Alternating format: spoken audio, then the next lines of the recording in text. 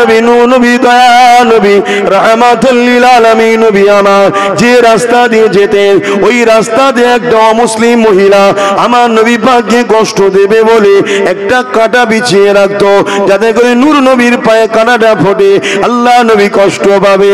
এখন প্রশ্ন হতে পারে, আমার নবীকে ওই মহিলাটা কেন কষ্ট দিত, ওই অমুসলিমটা কেন ব্যথা দিত, ওই অমুসলিমটা আমার নবীর উপরে কি রাগ ছিল? কোন রাগ নয়, ওই অমুসলিমটাকে তৎকালীন সন্ত্রাস আবু জেহেল, উতবা, সাইবা, আবু লাহাব এরা ভুল বুঝিয়েছিল। কেন ভুল বুঝিয়েছিল? আমার নবীর ইনসাফের কাছে মানুষ দলে দলে আসতে লেগেছে, আমার নবীর নাই প্রচারের কাছে মানুষ দলে দলে আসতে লেগেছে, আমার নবীর মানব বন্ধনের কাছে মানুষ দলে দলে আসতে লেগেছে, আমার নবীর ইহসান ইনসাফের কাছে মানব বন্ধনের কাছে অমুসলিম থেকে দলে দলে মানুষ আমার নবীর কাছে আসছে।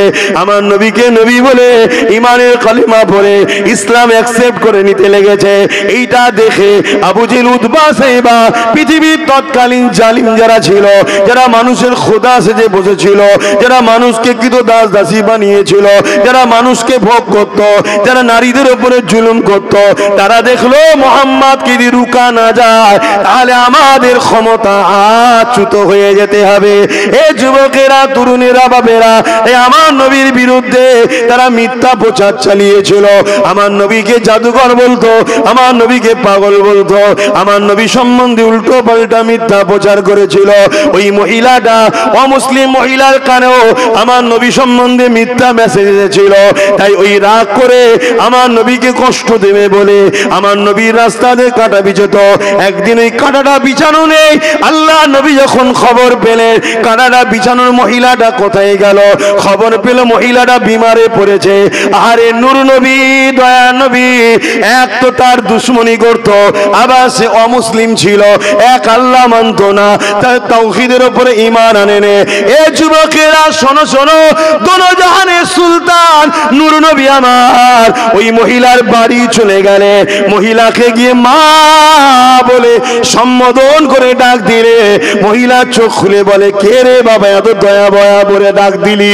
ওই মহিলা ঘুরে দেখে যার রাস্তায় কাটা বিছাদা সেই মোহাম্মদ আমাকে মা বলে ডাকছে। ওই মহিলা আমার রাসূলুল্লাহকে দেখে অবাক হয়ে বলতে লাগলো, কি খবর বাবা, তুমি কি আমায় চেনো? আমি কি করি তুমি জানো? আল্লাহ নবী বললেন, মা ওসব কথা বাদ দেন, আমি সবই জানি মা, তবে মা জানতে চায় আজ শুনলাম আপনি অসুস্থ, কি করে তুমি জানলে বাবা? কেন আপনি আমার রাস্তায় কাটা বিছান? ও তুমি জানো তাহলে? হ্যাঁ মা আমি সবই জানি। তাহলে তুমি আমাকে দেখতে এলে কেন, আমার খোঁজ নিতে এলে কেন? আল্লাহ নবী বলেছিলেন, মা আপনি আমাকে কাটা বিছান কেন? আপনি আমার সম্বন্ধে ভুল মেসেজ পেয়েছেন, আপনি আমার সম্বন্ধে ভুল জেনেছেন, আপনাকে আবু জেহেল ভুল শুনিয়েছে, উতবা ভুল শুনিয়েছে, সাইবা ভুল শুনিয়েছে, তাই আপনি আমার উপরে নারাজ হয়ে তাই আমার উপরে রাগ মিটাতে লেগেছেন। কিন্তু মা মনে রাখবেন, আমি মুহাম্মদ তামাম আলমের জন্য রাহমাতাল লিল আলামিন হয়ে এসেছি। নবী পাকের কথা শুনে বুড়ি মহিলা চোখের পানি রইল না, সে পানি চোখ দিয়ে জারি হয়ে যায়। আজও বিশ্বজুড়ে সিনেমার মাধ্যমে, মিডিয়ার মাধ্যমে, আবার তথাকথিত একদল সব বেরিয়েছে, চলছে না চলে না? আমার নবী সম্বন্ধে কুৎসা রটাচ্ছে না রটাইনে? কেন লটাচ্ছে শোনেন শোনেন। আজকের আবু জেহেল তারাও চায় না নারী অধিকার পাক, ইসলাম থাকলে নারীর পক্ষে আওয়াজ থাকবে। আজকের আবু জেহেল চায় না গরিব মাথা তুলে বাঁচুক, ইসলাম থাকলে গরিবের পক্ষে কথা হবে। এই তো আমি গরিবের পক্ষে কথা বলছি, আমার কি ইন্টারেস্ট আছে না? আমার ধর্ম এটা, গরিবের পক্ষে দাঁড়ানো ধর্ম। সে মুসলিম হোক আর হিন্দু হোক, খ্রিস্টান, দলিত, আদিবাসী যাই হোক, সবার পক্ষে দাঁড়াতে হবে। এ বিষয়ে একটা হাদিস বলি শুনুন। আমার নূর নবী বসে আছে, এক ইহুদি লোক এসেছে, ইহুদি অন্য ধর্মের মানুষ, যারা মুসা আলাইহিস সালামকে মাননেওয়ালা দাবিদার, কিন্তু আলহামদুলিল্লাহ তাদের থেকে বেশি মুসা নবীকে আমরা মানি। জোরে বলুন। আল্লাহকে ভালোবাসেন, প্যার করেন, তিনি আমাদেরকে সব থেকে সম্মানিত করেছেন। তিনি আমাদেরকে দুটো হাত দিয়েছেন। বান্দারে এই হাত দিয়ে তোরা হালাল ইনকাম করবি। বান্দারে ওরে আমার বান্দিরে এই হাত দিয়ে তোরা ন্যায়ের পক্ষে কাজ করবি। ওরে আমার বান্দা বান্দিরে এই হাত দিয়ে তোরা আমি আল্লাহ আমার কাছে দুআ চাইতে থাকবি।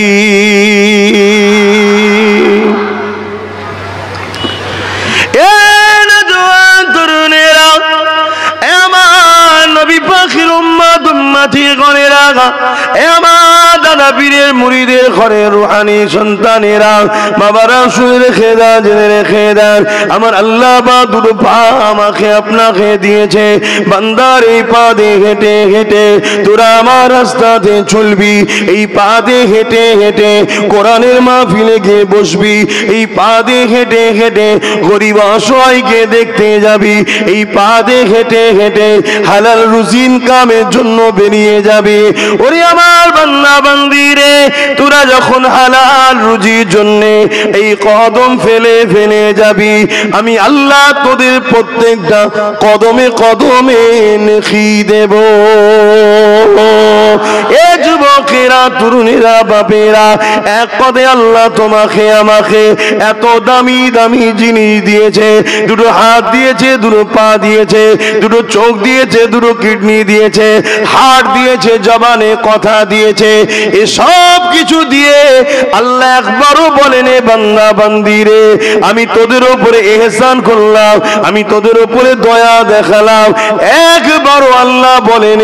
কিন্তু বাড়ির রবিউল আউয়াল সোমবার শবে সাদেকের সময় নূর নবী দয়ার নবীকে পাঠিয়ে আল্লাহ পাক তোমাকে আমাকে জানালো, বিশ্বে মানুষকে জানিয়ে দিল, এ আমার বান্দা বান্দিরে আমি আল্লাহ আমার হাবিবকে পাঠিয়ে তোমাদের উপরে ইহসান দয়া করলাম। আমার আলোচনা বুঝতে পারছেন তো?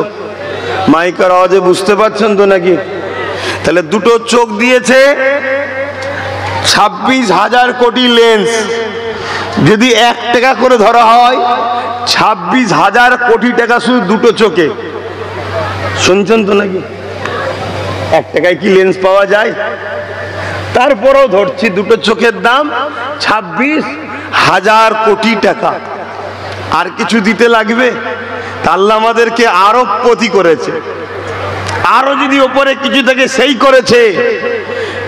কিন্তু আমরা দেখতে পাচ্ছি এসব কিছু দিয়ে আল্লাহ আমাদের উপরে ইহসান করেছে। বলেননি যে বান্দা তোদের উপর আমি দয়া করলাম, এত কিছু দিলাম, দিয়ে তোদের উপরে দয়া করলাম, আল্লাহ বলেন। কিন্তু বাড়ি রবিউল আউয়াল সোমবার শবে সাদেকের সময় আমার নূর নবী, দয়ার নবী, হায়াতুন নবী, মেরাজওয়ালা নবী, শাফাআতওয়ালা নবী তিনাকে পাঠিয়ে আমার আল্লাহ বলছেন বান্দারে আমি তোদের উপরে বড় দয়া করলাম। জোরে বলুন সুবহানাল্লাহ। এ থেকে কি বুঝলেন? এ থেকে কি বুঝলেন?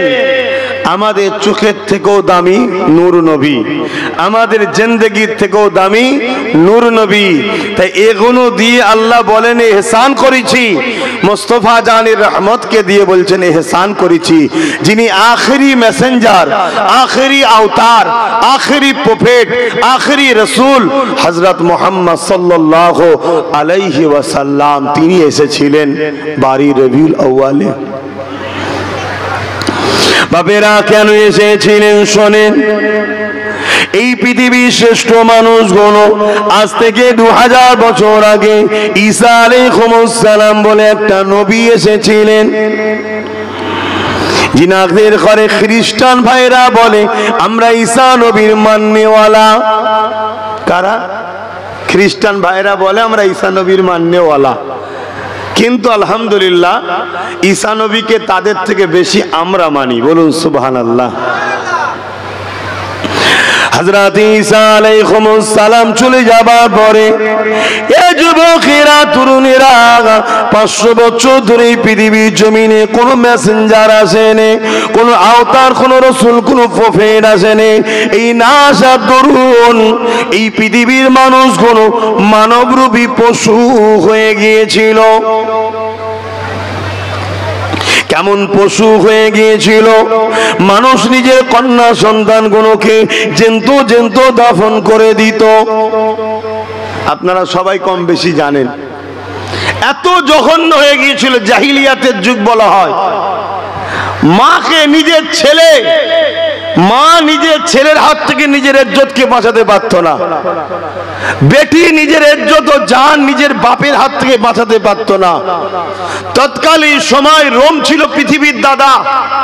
আজ যেমন আমেরিকা পৃথিবীর দাদা নিজেকে দাবি করে, অন্য কারোর কাছে হতে পারে, মোমেনদের কাছে নয়। তো যা কো ইখতিলাফে আমি যাচ্ছি না। তৎকালীন সময় রোম ছিল পৃথিবীর দাদা। কেসরা, কাইসার, পারস্য 1000 বছরের আগুনের উপাসনা হতো। 1000 বছর ধরে আগুনের উপাসনা হয়ে আসছে। তাদের ধারণা ছিল ছোট্ট ছোট্ট বাচ্চাদের ঘরে উৎসর্গ করতে হবে। তাই তাদের মনোনীত পছন্দ নিয়ে খোদা তারা যে বানিয়েছিল, সেই বাচ্চাদের ঘরে তারা সেখানে জবাই পর্যন্ত করত। গরিবের গলাতে শিকল থাকতো, কোমরে বেড়ি থাকতো, বাজারে গিয়ে বিক্রি হতো। এই ছিল তাদের অবস্থা। এক কথাই বলতে পারি, পুরো পৃথিবী জুড়ে অশান্তির দাবানল জ্বলেছিল। পুরো পৃথিবী ধ্বংসের দিকে যাচ্ছিল। ইনসাফ মানুষ ভুলে গিয়েছিল। আমানতের খিয়ানত হতো, গরিবের উপরে লুট হতো, নারীদের ঘরে ভোগের পাত্রী বানিয়ে দেওয়া হয়েছিল। কন্যা সন্তান হলে জ্যান্ত পুঁতে দেওয়া হতো। মায়ের ইজ্জত, বাপের ইজ্জত ছিল না। ক্ষমতাশালী গরিবদের ঘরে শোষণ করত। এই ছিল পৃথিবীর চরিত্র। এই বর্বরতা অসভ্যগুলো মানুষগুলোকে মহান সৃষ্টিকর্তা নাই কল্যাণ সত্যের রাস্তা দেখাবেন বলে সর্বকালে সর্বশ্রেষ্ঠ মহানায়ক, নবী কুলের সম্রাট, দোনো জাহানের সুলতান, বাদশাহদের বাদশাহ, রসুলদের রসুল, আমিনার লাল, আব্দুল্লাহ দুলাল, হযরত প্রফেট মুহাম্মদ রসুল সাল্লাল্লাহু আলাইহি ওয়াসাল্লামকে দুনিয়া জমিনে পাঠিয়েছিলেন। জোরে বলুন সুবহানাল্লাহ। আরো জোরে বলা যাবে না সুবহানাল্লাহ? সেই নবী পেয়ে আমরা খুশি না বেজার? সেই নবী এসে পৃথিবীর মানুষকে কল্যাণের রাস্তা দেখিয়েছেন। এত সহজে নাকি? আপনাদের এই কি জায়গা জানো, চণ্ডীপুর ফুটবল মাঠ বা এই এলাকা, এই যে দাড়ি টুপি, এই যে ইসলাম, এই যে নাই সত্য দেখছেন, এটা কি এত সহজে এসছে মনে হয়? আজকে কারো ঘরে কন্যা সন্তান হলে ওই বাপ বলে আমার মা হয়েছে, আদর করে, চুমা দেয়। অথচ 1500 বছর পিছিয়ে যাও, কন্যাগুলোকে জ্যান্ত পুঁতা হচ্ছিল। আল্লাহ নবী বলেছিল, বিশ্বের মানুষ, এ আবু জেহেল, উতবা, সাইবা, তখন তারা নেতৃত্ব দিত, তোমরা কন্যাগুলোকে কেন হত্যা করছো? ওদেরও তো বাঁচার অধিকার রয়েছে। ওদের কি অপরাধ? ওরা কন্যা হয়ে এসেছে, সৃষ্টিকর্তা তোদের ঘরে কন্যা বানিয়েছে, এতে তো ওদের কোনো অপরাধ নাই, ওদের কোনো ক্ষমতাও নাই। তোমাকে পুরুষ বানিয়েছে, কে কন্যা বানিয়েছে, এদেরকে বাঁচার অধিকার দাও, এদেরকে বাঁচতে দাও। আবু জেহেল, উতবা, সাইবা বলেছিল না, নারীদের কোনো বাঁচার অধিকার নেই, নারী অশুভ, নারী বাবার মাথাকে হ্যাট করে দেয়, নারীর বাঁচার অধিকার নাই। নূর নবী জবান খুলে বলতে লাগলে, শোনো, তোমাদের এই কাল্পনিক বিশ্বাস, তোমাদের এই মিথ্যা ধারণা খণ্ডন করার জন্যই মহান সৃষ্টিকর্তা আমাকে পাঠিয়েছে। আমি মুহাম্মদ প্রফেট হিসাবে জানাচ্ছি, কারো ঘরে যদি প্রথম কন্যা সন্তান হয়, এর মানে হলো ওই কন্যার বাবাকে মহান সৃষ্টিকর্তা জান্নাতের পয়গম সুসংবাদ দিল। জোরে বলুন সুবহানাল্লাহ। আরো জোরে বলুন সুবহানাল্লাহ।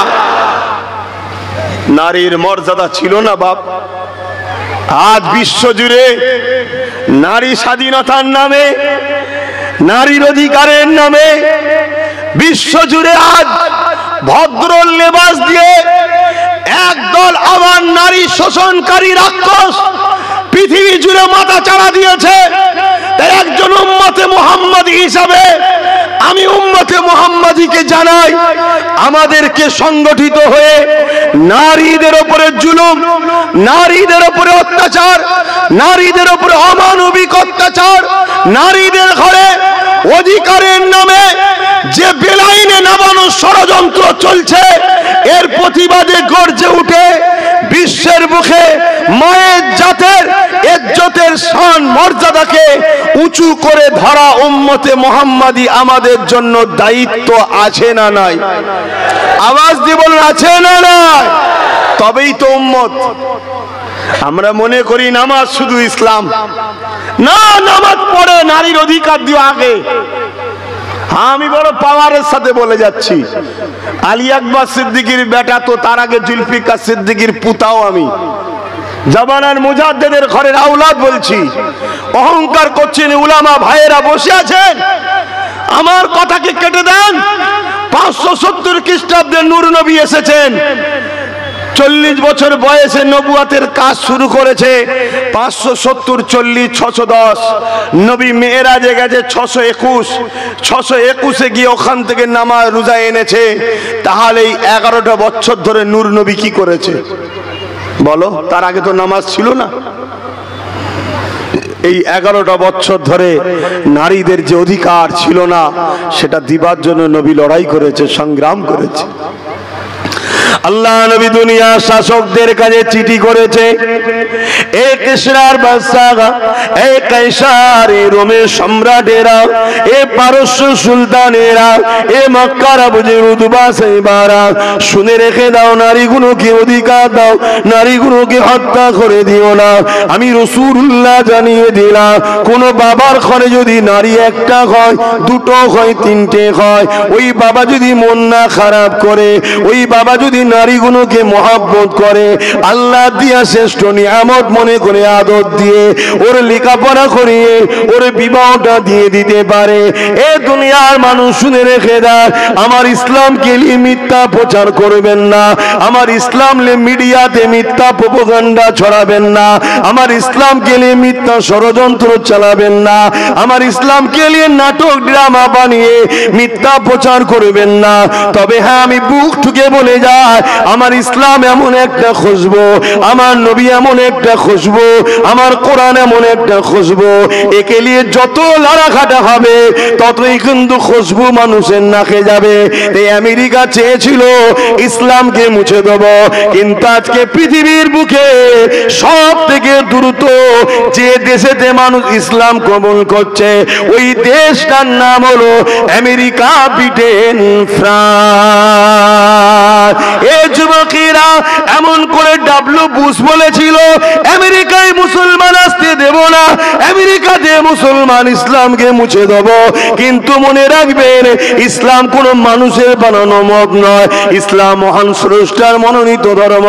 ইন্নাদ দীনা ইনদাল্লাহিল ইসলাম। তাই আমেরিকার বুকে ডাব্লিউ বুশ বলল, ইসলামকে রাখবো না। আর মহান সৃষ্টিকর্তা কি বললে? এই বুশ শুনে রেখে দাও, আমি আল্লাহ পারি তোমার ঘর থেকে ইসলামের বাতি জ্বালাতে। তাই বুশের কোনো পুত্র সন্তান ছিল না, তার ছিল কন্যা সন্তান। ওই কন্যা সন্তানকে মহান সৃষ্টিকর্তা ইমানের কলেমা পড়িয়ে দিয়ে কোরআনের হাফেজা বানিয়ে দিয়েছে। আরো জোরে বলুন সুবহান।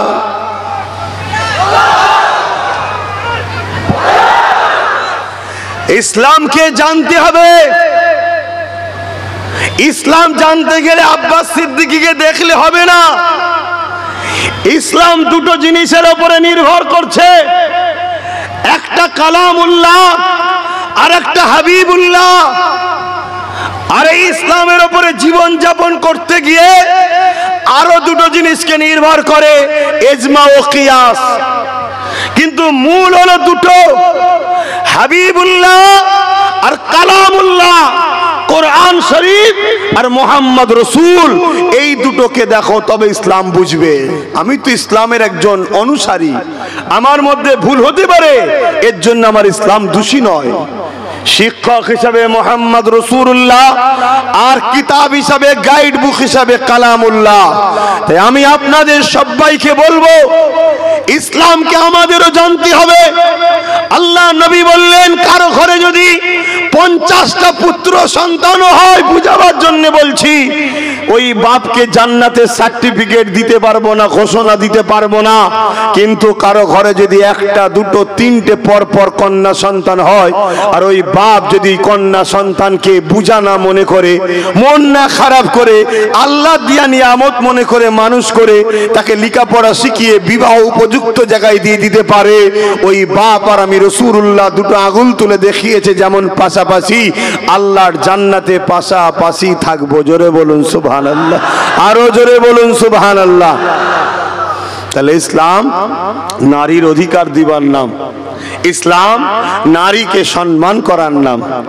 আল্লাহ নবী জানালেন, কারো ঘরে যদি কন্যা সন্তান থাকে, এর মানে হলো ওই ঘরে একটা জান্নাত রয়েছে, অর্থাৎ এক একটা নারী এক একটা জান্নাত।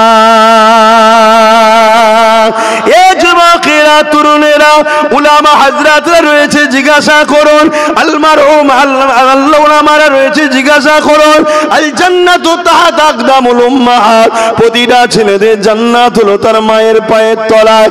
এ যুবকেরা, দুনিয়া জান্নাত জান্নাত জান্নাত করে পাগল, আর আমার রাসূলুল্লাহ ওই জান্নাতকে মায়ের পায়ের তলাতে দিয়ে দিয়েছে।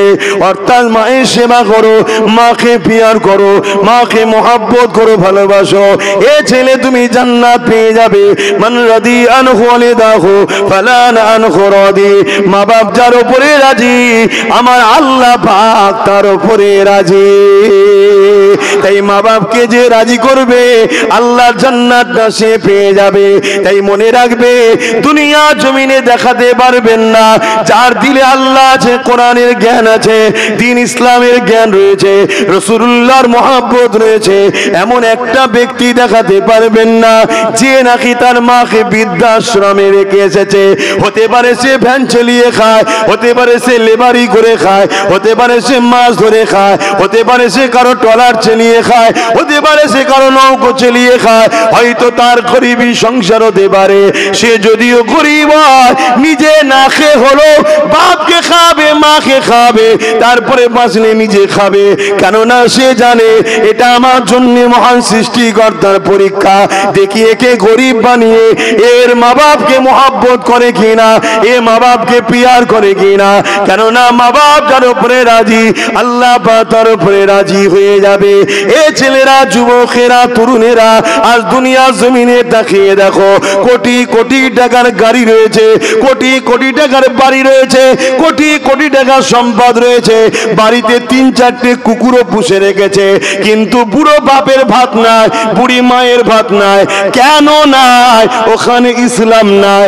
ইসলাম যদি থাকতো, তাহলে ও কোনোদিন মা বাপের উপরে জুলুম করতে পারত না, ও মা বাপকে বৃদ্ধাশ্রমে দিয়ে আসতে পারত না। কেননা যে মা বাপের উপরে জুলুম তো দূরের কথা। আন আবি উমামা আন্না রাসূলানি ক্বালা ইয়া রাসূলুল্লাহ মা হাক্কুল ওয়ালিদাইনি আলা ওয়ালাদি ক্বালা হুমা জান্নাতুকা নারুকা। কোন ছেলে যদি মা বাপকে উহু করে যদি ব্যবহারে উহ করে আওয়াজটা করে, কষ্ট দিয়া তো দূরের কথা, জুলুম করা তো দূরের কথা, তার কোন ব্যবহারে যদি তার বাপ মা একবার উহ করে আওয়াজ করে, ওই ছেলেটা জাহান্নামী হয়ে যাবে। আর কারো ব্যবহারে যদি তার বাপ মা খুশি হয়ে যায়, আমার আল্লাহ তাকে জান্নাতি বানিয়ে দেয়। আরো জোরে বলুন সুবহান। এর নাম ইসলাম। আমরা মনে করেছি দাঁড়িয়ে রাখো, নামাজ পড়ো, টুপি পড়ো, হয়ে যাবে ইসলাম। হ্যাঁ, ওটাও ইসলাম, অস্বীকার করছি না, কিন্তু নামাজের আগেও মা বাপের খেদমত করা হলো ইসলাম। আমি ভুল অস্বীকারছি নাকি? কেন এতদিন আপনারা কি শুনেছেন জানি না, আমি নতুন মানুষের ইখতিলাফ করতে চাইছি না। বলুন আমি ভুল করছি কি? উলামা ভাইয়েরা বলুন, আমাকে একটু শিখিয়ে দেন, শিখিয়ে দেন। আমি শিখতে চাই। দুনিয়া থেকে নিয়ে মৃত্যু পর্যন্ত মানুষের শিক্ষার অভাব নেই। আমি যদি ভুল করি বলুন। হ্যাঁ, নামাজের নাম ইসলাম। একত্ববাদকে বিশ্বাস করে আল্লাহকে সিজদা করার নাম ইসলাম। অস্বীকার করছি না, কিন্তু যার ব্যবহারে কথাতে তার মা বাপ খুশি, সে হাজারো নামাজ পড়েও জান্নাত পাবে না। যদি একবার মা বলে দেয় উফ, একবার বাপ তোমার ব্যবহারে যদি বলে উফ, মানে বুঝতে পারছেন না, কষ্ট পেয়েছে, এর নাম ইসলাম। তাহলে নারীর অধিকারের নাম ইসলাম। নারী হলো মায়ের জাত, মাকে পিয়ার করার নাম ইসলাম। বাপ হলো জান্নাতের দরজা, বাপকে সম্মান করার নাম ইসলাম। এগুলো কি আজ আমাদের সমাজ থেকে উঠে যাচ্ছে না যায়নি? কথা বলুন। তাই তো আজকে আমরা এত লাঞ্ছিত, তাই তো আজকে আমরা এত বঞ্চিত, তাই তো আজকে আমরা এত অপমানিত। কেন আমরা নামে তালপুকুর ঘটি ডোবে না? আমরা নামে মুসলমান, কালচার ইসলামের নাই। ইসলাম কাকে বলে? আপনি রাত্রিতে রান্না করছেন, আপনার পাশের বাড়ি একটা গরিব আছে, আপনি গোস্ত রান্না করছেন বা চিকেন রান্না করছেন বা ভালো মন্দ কিছু করছেন, আপনার পাশের বাড়ি একটা গরিব আছে, ইসলাম বলছে তরকারিতে একটু পানি বেশি দাও, পাশের বাড়ি গরিবকে এক বাটি দিয়ে আসো, এর নাম ইসলাম। জোরে বলুন সুবহানাল্লাহ। ইসলাম বলছে তুমি যদি আম খাও, ওই আমের আটিটা এমন জায়গায় ফেলো যেন গরিবের বাচ্চা না দেখতে পায়। কেন? গরিবের বাচ্চা গিয়ে তার মাকে বলবে মা আমি আম খাবো, সে গরিব হয়তো কিনে দিতে পারবে না, বাচ্চার কষ্ট দেখে মায়ের চোখে পানি আসবে বা মার বকবে বাচ্চাকে। ইসলাম বলছে তুমি লুকিয়ে ফেলো যেন ওই গরিবটা কষ্ট না পায়, এর নাম ইসলাম। ইসলাম কাকে বলে?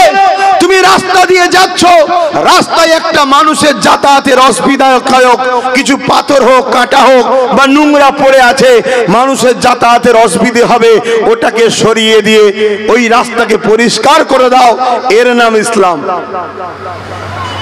কি গো, অজে অসুবিধে হচ্ছে নাকি? কেন? প্রথমবার এসেছি, আর কি শুনতে চাইছেন আপনারাই ভালো জানেন, কিন্তু আমি ইসলাম বলছি তো নাকি? আমি তো অন্য বিষয়ে কথা বলছি না।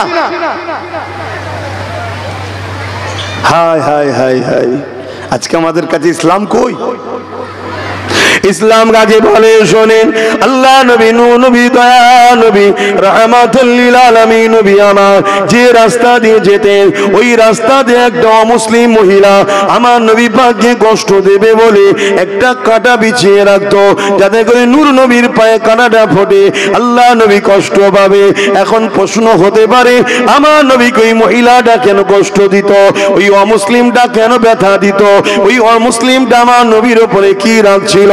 কোন রাগ নয়, ওই অমুসলিমটাকে তৎকালীন সন্ত্রাস আবু জেহেল, উতবা, সাইবা, আবু লাহাব এরা ভুল বুঝিয়েছিল। কেন ভুল বুঝিয়েছিল? আমার নবীর ইনসাফের কাছে মানুষ দলে দলে আসতে লেগেছে, আমার নবীর নাই প্রচারের কাছে মানুষ দলে দলে আসতে লেগেছে, আমার নবীর মানব বন্ধনের কাছে মানুষ দলে দলে আসতে লেগেছে, আমার নবীর ইহসান ইনসাফের কাছে মানব বন্ধনের কাছে অমুসলিম থেকে দলে দলে মানুষ আমার নবীর কাছে আসছে। আমার নবীকে নবী বলে ইমানের কালিমা পড়ে ইসলাম অ্যাকসেপ্ট করে নিতে লেগেছে। এইটা দেখে আবু জেহেল, উতবা, সাইবা পৃথিবীর তৎকালীন জালিম যারা ছিল, যারা মানুষের খোদা সেজে বসেছিল, যারা মানুষকে কৃত দাস দাসী বানিয়েছিল, যারা মানুষকে ভোগ করত, যারা নারীদের উপরে জুলুম করত, তারা দেখলো মুহাম্মদকে যদি রুকা না যায় তাহলে আমাদের ক্ষমতা আচ্যুত হয়ে যেতে হবে। এ যুবকেরা, তরুণেরা, বাবেরা, আমার নবীর বিরুদ্ধে তারা মিথ্যা প্রচার চালিয়েছিল। আমার নবীকে জাদুকর বলতো, আমার নবীকে পাগল বলতো, আমার নবী সম্বন্ধে উল্টো পাল্টা মিথ্যা প্রচার করেছিল। ওই মহিলাটা, অমুসলিম মহিলার কানেও আমার নবী সম্বন্ধে মিথ্যা মেসেজ এসেছিল। তাই ওই রাগ করে আমার নবীকে কষ্ট দেবে বলে আমার নবীর রাস্তাতে কাঁটা বিছত। একদিন ওই কাঁটাটা বিছানো নেই, আল্লাহ নবী যখন খবর পেলেন কাঁটাটা বিছানোর মহিলাটা কোথায় গেল, খবর খবর পেল মহিলাটা বিমারে পড়েছে। আরে নূর নবী, দয়া নবী, এক তো তার দুশ্মনী করত, আবার সে অমুসলিম ছিল, এক আল্লাহ মানত না, তার তাওহীদের উপরে ঈমান আনে নে। এ যুবকেরা শোনো শোনো, দোনো জাহানের সুলতান নূর নবী আমার ওই মহিলার বাড়ি চলে গেলে, মহিলাকে গিয়ে মা বলে সম্বোধন করে ডাক দিলে, মহিলা চোখ খুলে বলে, কে রে বাবা এত দয়া বয়া বলে ডাক দিলি? ওই মহিলা ঘুরে দেখে যার রাস্তায় কাটা বিছা দাও সেই মোহাম্মদ আমাকে মা বলে ডাকছে। ওই মহিলা আমার রাসূলুল্লাহকে দেখে অবাক হয়ে বলতে লাগলো, কি খবর বাবা, তুমি কি আমায় চেনো? আমি কি করি তুমি জানো? আল্লাহ নবী বললেন, মা ওসব কথা বাদ দেন, আমি সবই জানি মা, তবে মা জানতে চায় আজ শুনলাম আপনি অসুস্থ, কি করে তুমি জানলে বাবা? কেন আপনি আমার রাস্তায় কাটা বিছান? ও তুমি জানো তাহলে? হ্যাঁ মা আমি সবই জানি। তাহলে তুমি আমাকে দেখতে এলে কেন, আমার খোঁজ নিতে এলে কেন? আল্লাহ নবী বলেছিলেন, মা আপনি আমাকে কাটা বিছান কেন? আপনি আমার সম্বন্ধে ভুল মেসেজ পেয়েছেন, আপনি আমার সম্বন্ধে ভুল জেনেছেন, আপনাকে আবু জেহেল ভুল শুনিয়েছে, উতবা ভুল শুনিয়েছে, সাইবা ভুল শুনিয়েছে, তাই আপনি আমার উপরে নারাজ হয়ে তাই আমার উপরে রাগ মিটাতে লেগেছে। কিন্তু মা মনে রাখবেন, আমি মুহাম্মদ তামাম আলমের জন্য রাহমাতাল লিল আলামিন হয়ে এসেছি। নবী পাকের কথা শুনে বুড়ি মহিলা চোখের পানি রইল না, সে পানি চোখ দিয়ে জারি হয়ে যায়। আজও বিশ্বজুড়ে সিনেমার মাধ্যমে, মিডিয়ার মাধ্যমে, আবার তথাকথিত একদল সব বেরিয়েছে, চলছে না চলে না? আমার নবী সম্বন্ধে কুৎসা রটাচ্ছে না রটাইনে? কেন লটাচ্ছে শোনেন শোনেন। আজকের আবু জেহেল তারাও চায় না নারী অধিকার পাক, ইসলাম থাকলে নারীর পক্ষে আওয়াজ থাকবে।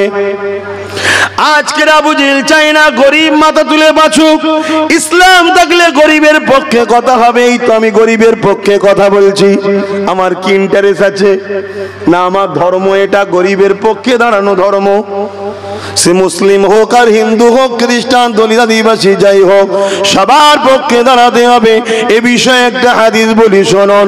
আমার নূর নবী বসে আছে, এক ইহুদি লোক এসেছে, ইহুদি অন্য ধর্মের মানুষ, যারা মুসা আলাইহিস সালামকে মাননেওয়ালা দাবিদার, কিন্তু আলহামদুলিল্লাহ তাদের থেকে বেশি মুসা নবীকে আমরা মানি। জোরে বলুন। তো যাই হোক, ইহুদি এসে আমার রাসূলকে জিজ্ঞেস করছে, মুহাম্মদ সাল্লাল্লাহু আলাইহি সাল্লাম বলুন তো ইসলামের সবথেকে ভালো কাজ কোনটা? ইসলামে সবথেকে ভালো কাজ কোনটা? আমার নবীকে জিজ্ঞেস করছে ইহুদি এসে। আল্লাহর নবী কি বলেছিলেন? মসজিদ তৈরি করা, বলবেন তো?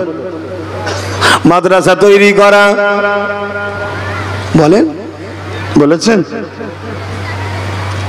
বড় জুব্বা পরা, দাড়ি রাখা, টুপি পরা ইসলামের সব থেকে ভালো কাজ?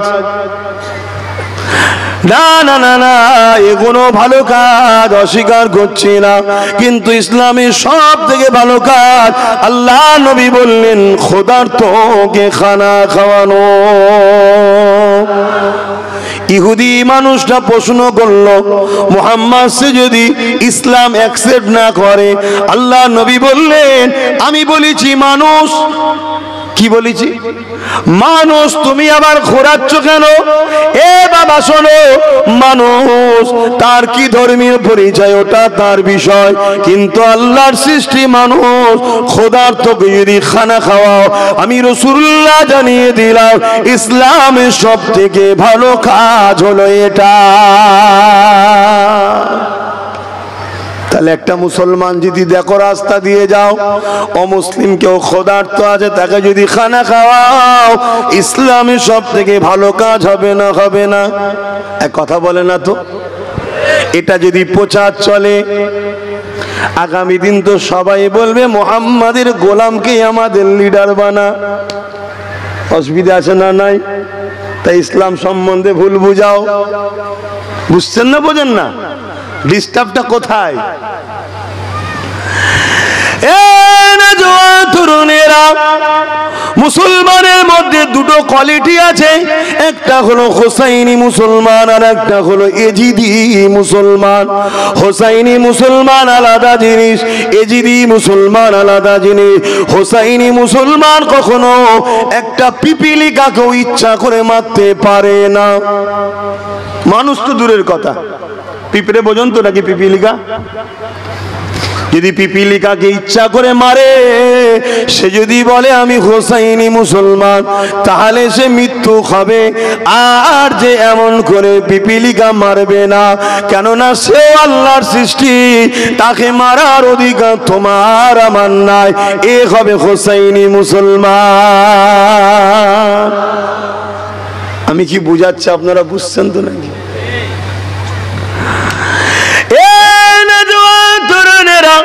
इस्लाम के लिए, कुरान के लिए, अल्लाह के लिए, रसूल के लिए যুগ যুগ ধরে বিশ্ব জুড়ে জালিমেরা মিথ্যা প্রচার চালিয়েছে। কেননা তারা দুনিয়ার মানুষকে গোলাম বানিয়ে রাখতে চায়। আর ইসলাম বলে মানুষ কখনো মানুষের গোলাম হবে না, মানুষ একমাত্র দাসত্ব করবে আল্লাহ পাকে। এই যে মেসেজটা দুনিয়াকে দিতে চায়, এর জন্য তারা জুলুম চালিয়েছে। আজ আমেরিকা বলেন, ব্রিটেন বলেন, ফ্রান্স বলে, তাদের ঘরের যুবক যুবতীরা যারা শিক্ষিত সন্তান, তারা কোনো মুসলিম ঘরে জন্ম নেয়নি, কিন্তু তারা গুগলকে জিজ্ঞাসা করছে, এ গুগল বলো তো দেখি পৃথিবীর শ্রেষ্ঠ মানুষকে? গুগল তো আর মুসলমানদের তৈরি করা নয়, গুগল তো ইহুদি খ্রিস্টানদেরই তৈরি করা। ওই গুগল বলতে লেগেছে হযরত প্রফেট মুহাম্মদ রাসূলুল্লাহ, যিনি হলেন পৃথিবীর শ্রেষ্ঠ মানব। ওই যুবক যুবতী কোন আমেরিকার ছেলে, আমেরিকার মেয়ে, ব্রিটেনের ছেলে, ব্রিটেনের মেয়ে, ফ্রান্সের ছেলে, ফ্রান্সের মেয়ে। এ যুবকেরা, তরুণেরা, আলহামদুলিল্লাহ আজ আমার ভারতবর্ষ জুড়ে শিক্ষিত সমাজের ঘরের ছেলেরা তারাও গুগলকে সার্চ করছে, এ গুগল বলো তো দেখি পৃথিবীর শ্রেষ্ঠ মানুষকে? গুগল জানিয়ে দিচ্ছে মুহাম্মদ রাসূলুল্লাহ। ওই গুগলকে আবার বলছে মুহাম্মাদের জীবনী দাও, মুহাম্মদ রাসূলের জীবনী দিচ্ছে। মক্কা জমিনে এসেছিল 570 খ্রিস্টাব্দে 12 রবিউল আউয়ালে। বাপের নাম আব্দুল্লাহ, মায়ের নাম আমেনা, দাদার নাম আব্দুল মুতালিব। তিনি শিশুবেলার জীবনী দিচ্ছে। তিনি ছোটবেলাতে কখনো আর কি করতেন না, খেলাধুলা করতেন না, কারোর সঙ্গে ফালতু কথা বলতেন না, হই হাইটারটাই আর কি করতেন না, সর্বসময় কি যেন একটা ধ্যানে থাকতেন। এইভাবে তিনি জীবন কাটতে কাটতে 40 বছর যখন বয়স হয়ে যায়, মক্কার জমিনে একটা উঁচু পাহাড়ে দাঁড়িয়ে পুরো প্রতিবেশীকে ডাক দিয়ে বলে, এ আমার প্রতিবেশীরা, আমি মুহাম্মদ সম্বন্ধে তোমাদের ধারণা কি? আমি মুহাম্মদ যদি বলি ওই পাহাড়ের পিছনে একদল লোক আছে, তোমাদের উপরে খুনি জুলুম করবে, হামলা করবে, তোমরা কি মেনে নেবে? তারা বলতে লেগেছিল মেনে নেব। আল্লাহ নবী তাদেরকে বলতে লাগলো, আমি মুহাম্মদ বলবো তোমরা মেনে নেবে? তারা বলল হ্যাঁ মেনে নেব। আল্লাহ নবী বললেন, তোমরা তো চোখে দেখুনি, মানবে কেন? মক্কার মানুষেরা বলেছিল, এ মুহাম্মদ সাল্লাল্লাহু আলাইহি ওয়াসাল্লাম 40 বছর ধরে আপনাকে দেখছি, কখনো মিথ্যা বলেননি, কখনো ফাজলামি করেননি, কখনো ইয়ারকি করেননি, কখনো নাটক করেননি, কখনো ঠাট্টা বিদ্রোহ করেননি, কখনো কোনো বুড়াই খারাপ কাজের মধ্যে জড়াননি, কারোর সঙ্গে ইয়ারকি করেননি, কারো ক্ষতি কখনো চাননি, কোনো ফালতু কথা আপনি বলেননি। 40 বছর ধরে যাকে দেখছি, সেই মানুষটা আজকে যদি বলে তাহলে তার মধ্যে সত্যতা রয়েছে, না হয় সে কখনো বলতে পারে না। ওই সে আমার নবী বলেছিলে, এ দুনিয়ার মানুষেরা, এ মক্কার মানুষেরা, লা ইলাহা ইল্লাল্লাহ আনা মুহাম্মদ রাসূলুল্লাহ, নেই কোনো ইলাহা এক আল্লাহ ছাড়া, আমি মুহাম্মদ আল্লাহর প্রেরিত রাসূল। এটা কি তোমরা মেনে নেবে? তারা আমার নবী পাকের বিরোধী করেছিল। কেমন বিরোধী করেছিল? আল্লাহ নবীকে এমন করে রক্তাক্ত করে দিয়েছিল, আল্লাহ নবীর উপরে জুলুম করেছিল। কিছুক্ষণ আগেই যারা বলল মুহাম্মদ তুমি আল আমিন চির সত্যবাদী, তারা জুলুম করতে লেগেছে। আমেরিকার যুবক যুবতী, ফ্রান্সের যুবক যুবতী, ব্রিটেনের যুবক যুবতী, প্রতি আমার দেশেরও যুব সমাজ পড়তে লেগেছে। পৃষ্ঠা উল্টাতে উল্টাতে উল্টাতে উল্টাতে নবীর জীবনী পড়তে পড়তে পড়তে কখন যেন ওই অন্য ঘরে জন্ম লিয়া ছেলেটা কখন যেন দিলে রাসূলুল্লাহকে জায়গা দিয়ে দিয়েছে। চোখের কোনা দিয়ে পানি ঝরে কখন যেন তার জবানটা লড়ে উঠেছে, আশহাদু আল্লা ইলাহা ইল্লাল্লাহু ওয়া আশহাদু আন্না মুহাম্মাদান আবদুহু ওয়া রাসূল। আরো জোরে বলুন সুবহান। পৃথিবী দেখছে যদি মুহাম্মাদের দিকে সবাই চলে যায় তাহলে আমেরিকায় প্রতি সেকেন্ডে একটা ধর্ষণ হয়, প্রতি মিনিটে একটা নারী খুন হয়। এটা বন্ধ হবে না? হবে না? কথা বলছে না তো। তারা কি কখনো চায় যারা নারীকে ভোগের পাত্রী বানাতে চায় কখনো চাইবে? হ্যাঁ, নারীর অধিকারের নামে চিল্লাচ্ছে আর জীবনে ওয়াশিংটন থেকে শুরু করলে আজকের দিন পর্যন্ত একবারও নারী প্রেসিডেন্ট করেনি। কিছু বুঝতে পারছেন তো? যাকো বিষয়ে আমি বলতে যাচ্ছি না, আমি আমার হুজুরের কথাটাই বলছি। তাহলে আমার নবীর আদর্শ দেখে পৃথিবীতে দলে দলে মানুষ ঈমানের কালেমা পড়ছে, আর আমাদের বাপ দাদু সব মুসলমান। আমাদের মধ্যে নবীর আদর্শ কই আছে বলুন? আমরা নিজের ভাইকে ছাড়ি না, নিজের মায়ের পেটের ভাই। ও যদি এক বেগদার জমি বেশি পেয়ে যায়, দিয়াল যদি তুলেও ফলে, কেস করে আর করে ভেঙে বার করা পর্যন্ত থামবে না। দরকার হয় ওকে মেরে দিতে হয়, মেরেও দেবে। কি গো, সমাজে ঘটছে না ঘটে না? এই আমার কথা বলা ভুল হচ্ছে? কত মানুষের রাত্রিরে ঘর বাড়ি লুট হচ্ছে, কত জমি জায়গা লুট হচ্ছে, মানুষের ফিশারি লুট হচ্ছে। এদের মধ্যে কিছু মুসলিম নামধারী আছে না নাই চুরি করার মধ্যে? তারাও তো বলছে মুসলমান। এর নাম কি ইসলাম? কথা বলে না তো। এর নাম কি ইসলাম? তাহলে অন্যায় আমরা করব, আল্লাহ শাস্তি দেবে না দেবে না? হ্যাঁ, শাস্তি শুরু হয়েছে, শাস্তি শুরু হয়েছে, জানেন না? শাস্তি শুরু হয়েছে। দরুদ শরীফ আল্লাহুম্মা সাল্লি আলা সাইয়্যিদিনা মাওলানা মুহাম্মদ ওয়া আলা আলিহি।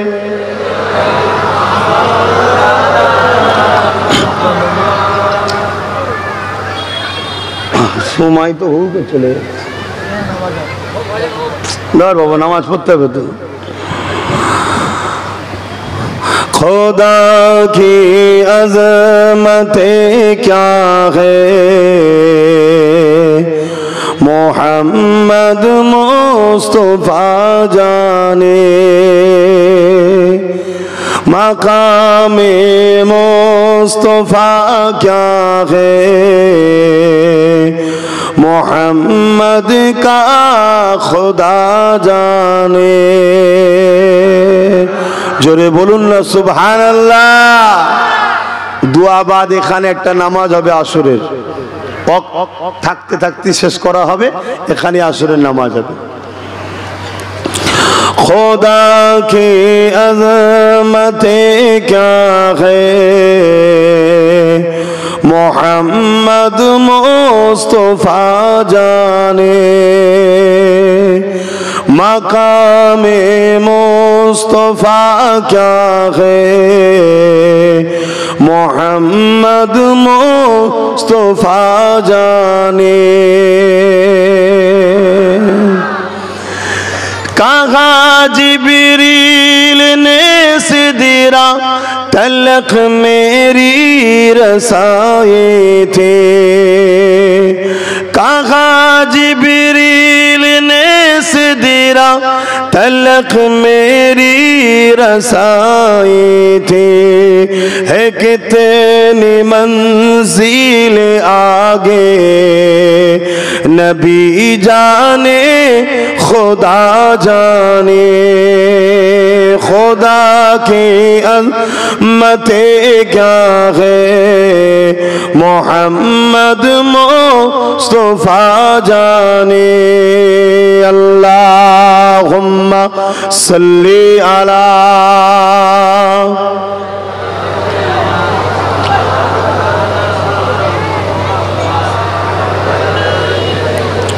जोरे जोरे पढ़ेन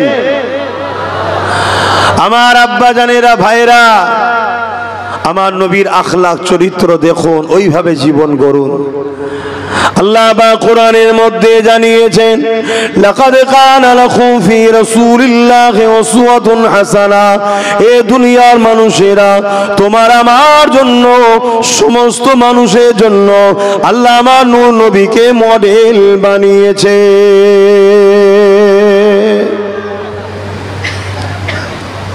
আমার নবীকে আল্লাহ মডেল বানিয়েছে এই যে মানুষ কিছু কিছু মানুষ উঠছে নাকি উজু করতে যাচ্ছে নাকি উজু করার সময় দিয়ে হবে এভাবে পিঠ দেখিয়ে যাওয়াটা বিয়াদবি কেন দিনের আলোচনা হচ্ছে এটাও শেখা দরকার এটাও জানা দরকার কথা বুঝে আসছে ভালো না লাগে আসবেন না প্রথম থেকে এসে পিঠ দেখিয়ে চলে যাওয়াটা ধ্বংসের আলামত হবে বিয়াদবি হবে আমি খুব ভালো মানুষ ভাই আবার অন্যায় দেখলে প্রশ্রয় দিই না সে যেই হোক কেন ইসলাম সবার আগে দিন সবার আগে ওই জন্যে জানা নেই বলে দিলাম উজু করার টাইম দেওয়া হবে তখন গিয়ে উজু করবেন কথা বুঝে আসছে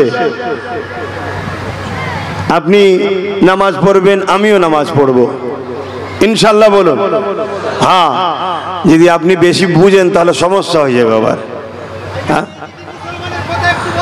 আপনি যদি বেশি বুঝে যান তাহলে সমস্যা হয়ে যাবে এজন্যে আপনাকে বুঝতে হবে হ্যাঁ দাঁড়াও তাহলে আমার রসুলকে আল্লাহ কি করেছেন মডেল করেছেন তাই তো নাকি তাহলে আমরা যদি ইসলামের অনুসারী হই ফলো কাকে করব কথা বলছো না তো কথা বলবেন তো রসুলকে ফলো করব কাকে কেন আল্লাহ আমাদের সৃষ্টিকর্তা মুহাম্মদ রসুলকে মডেল বানিয়েছে তাই তো নাকি কথা বলে কোন পীর সাহেব মডেল নয় কোন পীরজাদা মডেল নয় কোন মুফতি মডেল নয় কোন বক্তা কোন আলেম কোন উলামা মডেল নয় মডেল হলো মুহাম্মদ রসুল উসওয়াতুন মা'আনা মডেল মুহাম্মদ রসুল জোরে বলুন সুবহানাল্লাহ তাহলে কি আলেম মানবেন না হ্যাঁ মানতে হবে ওয়ারাসাতুল আম্বিয়া মুর্শিদ মানবেন না আলেমই যে মুর্শিদ সে কোন ভাষায় আলেম বলা হয় কোন জায়গায় মুর্শিদ বলা হয় কোন জায়গায় শায়েখ বলা হয় বিভিন্ন ভাষায় ডাকা হয় অর্থাৎ যারা তোমাকে আমাকে কোরআন সুন্নাহর আলোকে আল্লাহ ও রসুল চিনায় তাদেরকেই তো বলা হয় মুর্শিদ জোরে বলুন সুবহানাল্লাহ তাদেরকেই তো বলা হয় আলেম আল ইলমু ইলমানে আলেম দুই ধরনের একটা জাহিরি অপরটা বাতিনি এই দুই ইলম মানতে হবে কিন্তু মডেল কে মুহাম্মদুর রাসূল সাল্লাল্লাহু আলাইহি সাল্লাম আজকে পৃথিবী জমিনে যেদিকেই তাকাবেন এ যুবকেরা তরুণীরা বাপেরা আজ তোমার আমার উপরে জুলুমে অত্যাচার হতে লেগেছে এর কারণ যারা জুলুম করছে তারা তো দোষী অবশ্যই কিন্তু তোমার আমার পাওনাও এটা বটে তোমার আমার পাওনাও তো এটা কেন আমি বললাম প্রথমেই বললাম না নামে তালপুকুর ঘটি ডোবে না আমরা নামে মুসলমান তাই তো পাওনা এটা আল্লাহই তো বলেছে যখন তোরা আমাকে আর আমার রসুলকে ভুলে যাবি কোরআন খোলো না আমি তোদের উপরে জালিম শাসক বসাবো তার দ্বারা তোদেরকে শেষ করব আজকে সেটা ঘটছে দুনিয়া জুড়ে হচ্ছে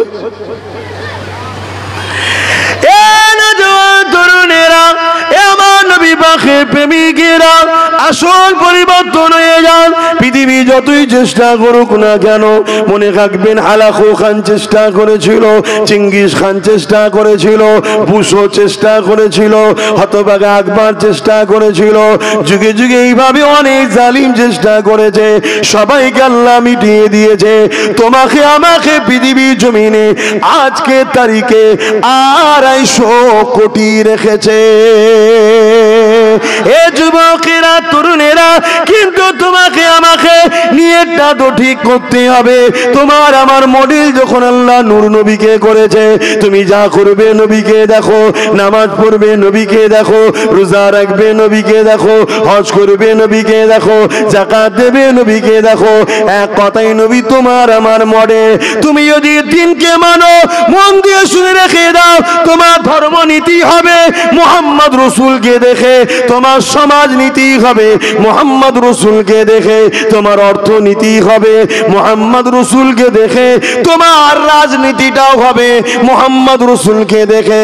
কেন পৃথিবীর জমিনে তুমি ধর্ম নেতা যদি বলো মুহাম্মদ রাসূলের জোড়া নাই, রাজনীতি যদি বলো মুহাম্মদ রাসূলের জোড়া নাই, অর্থনীতিতে যদি বলো মুহাম্মদ রাসূলের জোড়া নাই, তুমি যেদিকেই যাবে মুহাম্মদ রাসূল হলো টপ নাম্বার 1। তাই আল্লাহ আমার নবীকে মডেল বানিয়েছে। তুমি যাই করো না কেন রাসূলকে দেখো।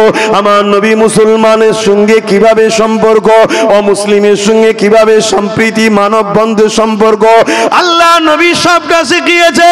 এ যুবকেরা, তরুণেরা, এ আমার নবী পাকের প্রেমিকেরা, আমার নবী পাকের একজন ছাত্র হযরত ওমর ফারুক রাদিয়াল্লাহু তাআলা, তিনি এমন করে দেখা যায় এমন সময়তে রাত্রিতে ছদ্মবেশে বেরিয়ে পড়েছে। কারণ অর্ধেক পৃথিবীর খলিফা তিনি ঘুরে ঘুরে দেখতে লেগেছে আমার প্রজাদের অবস্থাটা কি, আমার প্রজারা কি হালে রয়েছে। এই ঘুরে দেখতে দেখতে দেখতে দেখতে দূর এক জায়গাতে চলে গেল। সেখানে যাওয়ার পরে দেখে গভীর রাত্রির একটা বাটি জ্বলতে লেগেছে আর দুটো বাচ্চা কাঁদতে লেগেছে। হযরত ফারুক আজম কান পাতলে, ওই কান পাতার পরে দেখতে লেগেছে বাচ্চা দুটো খোদা জ্বালায় কাঁদতে লেগেছে। আর এই বাড়ির মা বাচ্চা দুটোকে সান্ত্বনা দিতে লেগেছে আর বলতে লেগেছে, বাবা সবর করো বাবা, খানা তৈরি হচ্ছে বাবা, এখনই দেওয়া হবে বাবা। এমন করে দেখতে লেগেছে পাত্রে কোনো খাবারই নাই, পানি বসিয়ে চুলাতে ধরিয়ে রেখেছে, বাচ্চাকে সান্ত্বনা দিতে লেগেছে। এ যুবকেরা, হযরত ওমর ফারুক এই দৃশ্য দেখে তিনি বাইতুল মাল চলে এলেন, অর্থাৎ যেখানে খাদ্য ভান্ডার রয়েছে সেই জায়গা থেকে খাবারটা নিয়ে গিয়ে হযরত ওমর ফারুক এমন করে সেই লোকটাকে দিয়ে যাচ্ছে।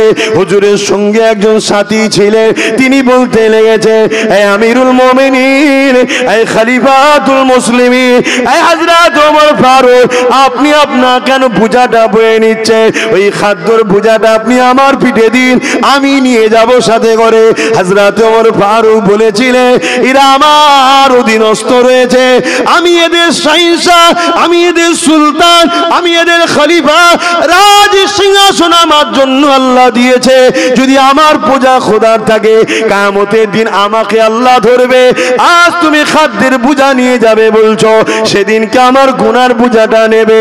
হযরত ওমর ফারুক রাদিয়াল্লাহু তাআলা আনকে জিজ্ঞাসা করো, এই ওমর, প্রজাদের উপরে ইনসাফি করা, এই দরদ দেখানো, এটা কার থেকে শিখলে?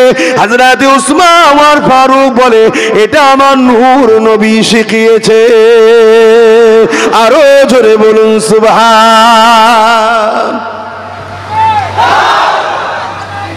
আল্লাহ। যেটাই নেবেন আমার রসুল থেকে লিন, কল্যাণ পাবেন। নবী ছাড়া যাকেই মডেল বানাবেন ঠকতে হবে বাপ। আমি বলছি না যে আমি তোমাদের মডেল, না, আসো আমার নূর নবীকে ধরো, নবীকে ধরো। এবার নবী বলেছে, যারা আমার পক্ষে তোরা তাদের পক্ষে থাকবি। আল্লাহ নবী জানাচ্ছেন, আল উলামা ওয়ারাসাতুল আম্বিয়া, আলেমে হাক্কানীরা হলো আমার ওয়ারিস। আলেমে হাক্কানী কারা? যারা মুখ খুলে রাসূলুল্লাহর জন্য, আল্লাহর জন্য, তারা। জোরে বলুন সুবহানাল্লাহ। কথা মাথায় ঢুকছে?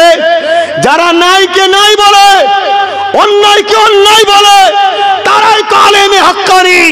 যারা অত্যাচারী শাসকের চোখে চোখ রেখে কথা বলবে, তারাই তো আলেমে হাক্কানী।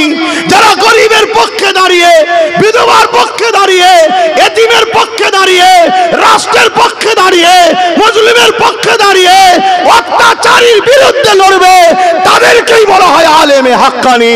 তাহাজ্জুদ পড়লে শুধু হয় না, কোরআন তেলাওয়াত করতে জানলে শুধু হয় না, আল্লাহর মাখলুককে যে বাঁচাবার চেষ্টা করে, গরীবকে যে বাঁচাবার চেষ্টা করে, তারাই তো আলেমে হাক্কানি। জোরে বলুন সুবহানাল্লাহ, আরো জোরে বলুন সুবহানাল্লাহ।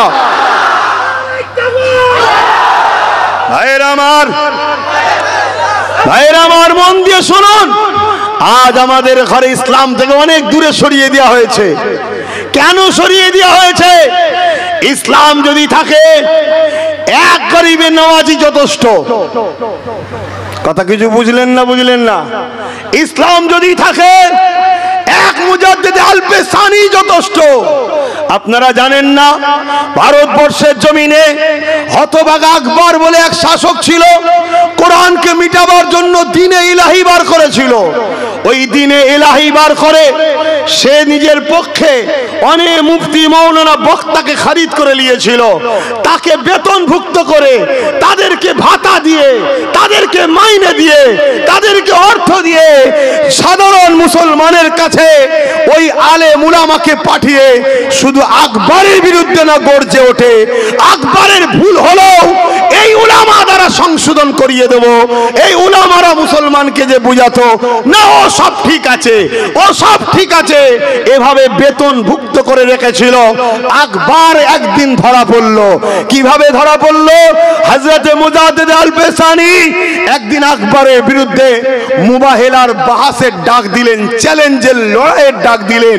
সেই ডাকেতে হতভাগা আকবরের পক্ষে মিলিটারি রয়েছে, ফোর্স রয়েছে, সেনা রয়েছে। আর এই সব দেখে দুনিয়াদার মুফতি, দুনিয়াদার মাওলানা, দুনিয়াদার বক্তা, দুনিয়াদার আলেম সব আকবরের পাশে দাঁড়িয়েছে। কেন? আকবরের পাশে না গেলে জেল হবে, আকবরের পাশে না গেলে ভাতা মাইনে বন্ধ হবে, আকবরের পাশে না গেলে গুলি খেতে হবে, আকবরের পাশে না গেলে মিলিটারি পুলিশদের মেরে দেবে, জুলুম করবে। কিন্তু মুজাদ্দিদ আল-পেসানি দাঁড়িয়ে রয়ে গেল আকবরের বিরুদ্ধে লড়াইয়ের জন্য। মুজাদ্দিদ আল-পেসানির পাশে সামান্য কিছু গুটি কতক আলেম উলামা দাঁড়িয়েছিল। এ যুবক, ইতিহাস শুনে রাখো।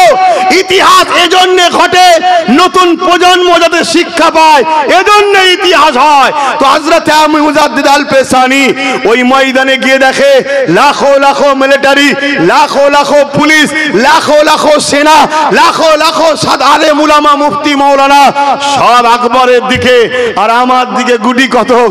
হযরত মুজাদ্দিদ আল-পেসানি ওই মাঠে দাঁড়িয়ে তামাম কায়নাতের সৃষ্টিকর্তার কাছে হাত তুলেছে, আল্লাহ সবাইও যদি একদিকে হয়, মুজাদ্দিদ আল-পেসানির কোনো অসুবিধে নাই। আপনি কি আমার দিকে, আমি কি আপনার দিকে, আপনি কি আমার দিকে, আমি কি আপনার দিকে। আমি কথা বলি আপনার জন্য, আপনি আমায় সাহায্য করুন। আজকে সাহায্য যদি না করেন তো মালিক কবে আর সাহায্য করবেন? আজই আপনার সাহায্য চাই। বিশ্ব সাক্ষী রয়ে যাবে, হকের হাকিম আল্লাহ, হকের বিজয় আল্লাহ দেয়। হকের কষ্ট হলো, দেরি হলো, অবশ্যই জয় হয়। রাত হয়েছে বলে অন্ধকার কাটবে না তা নয়, সূর্য উঠবে, আবার দিন আসবে।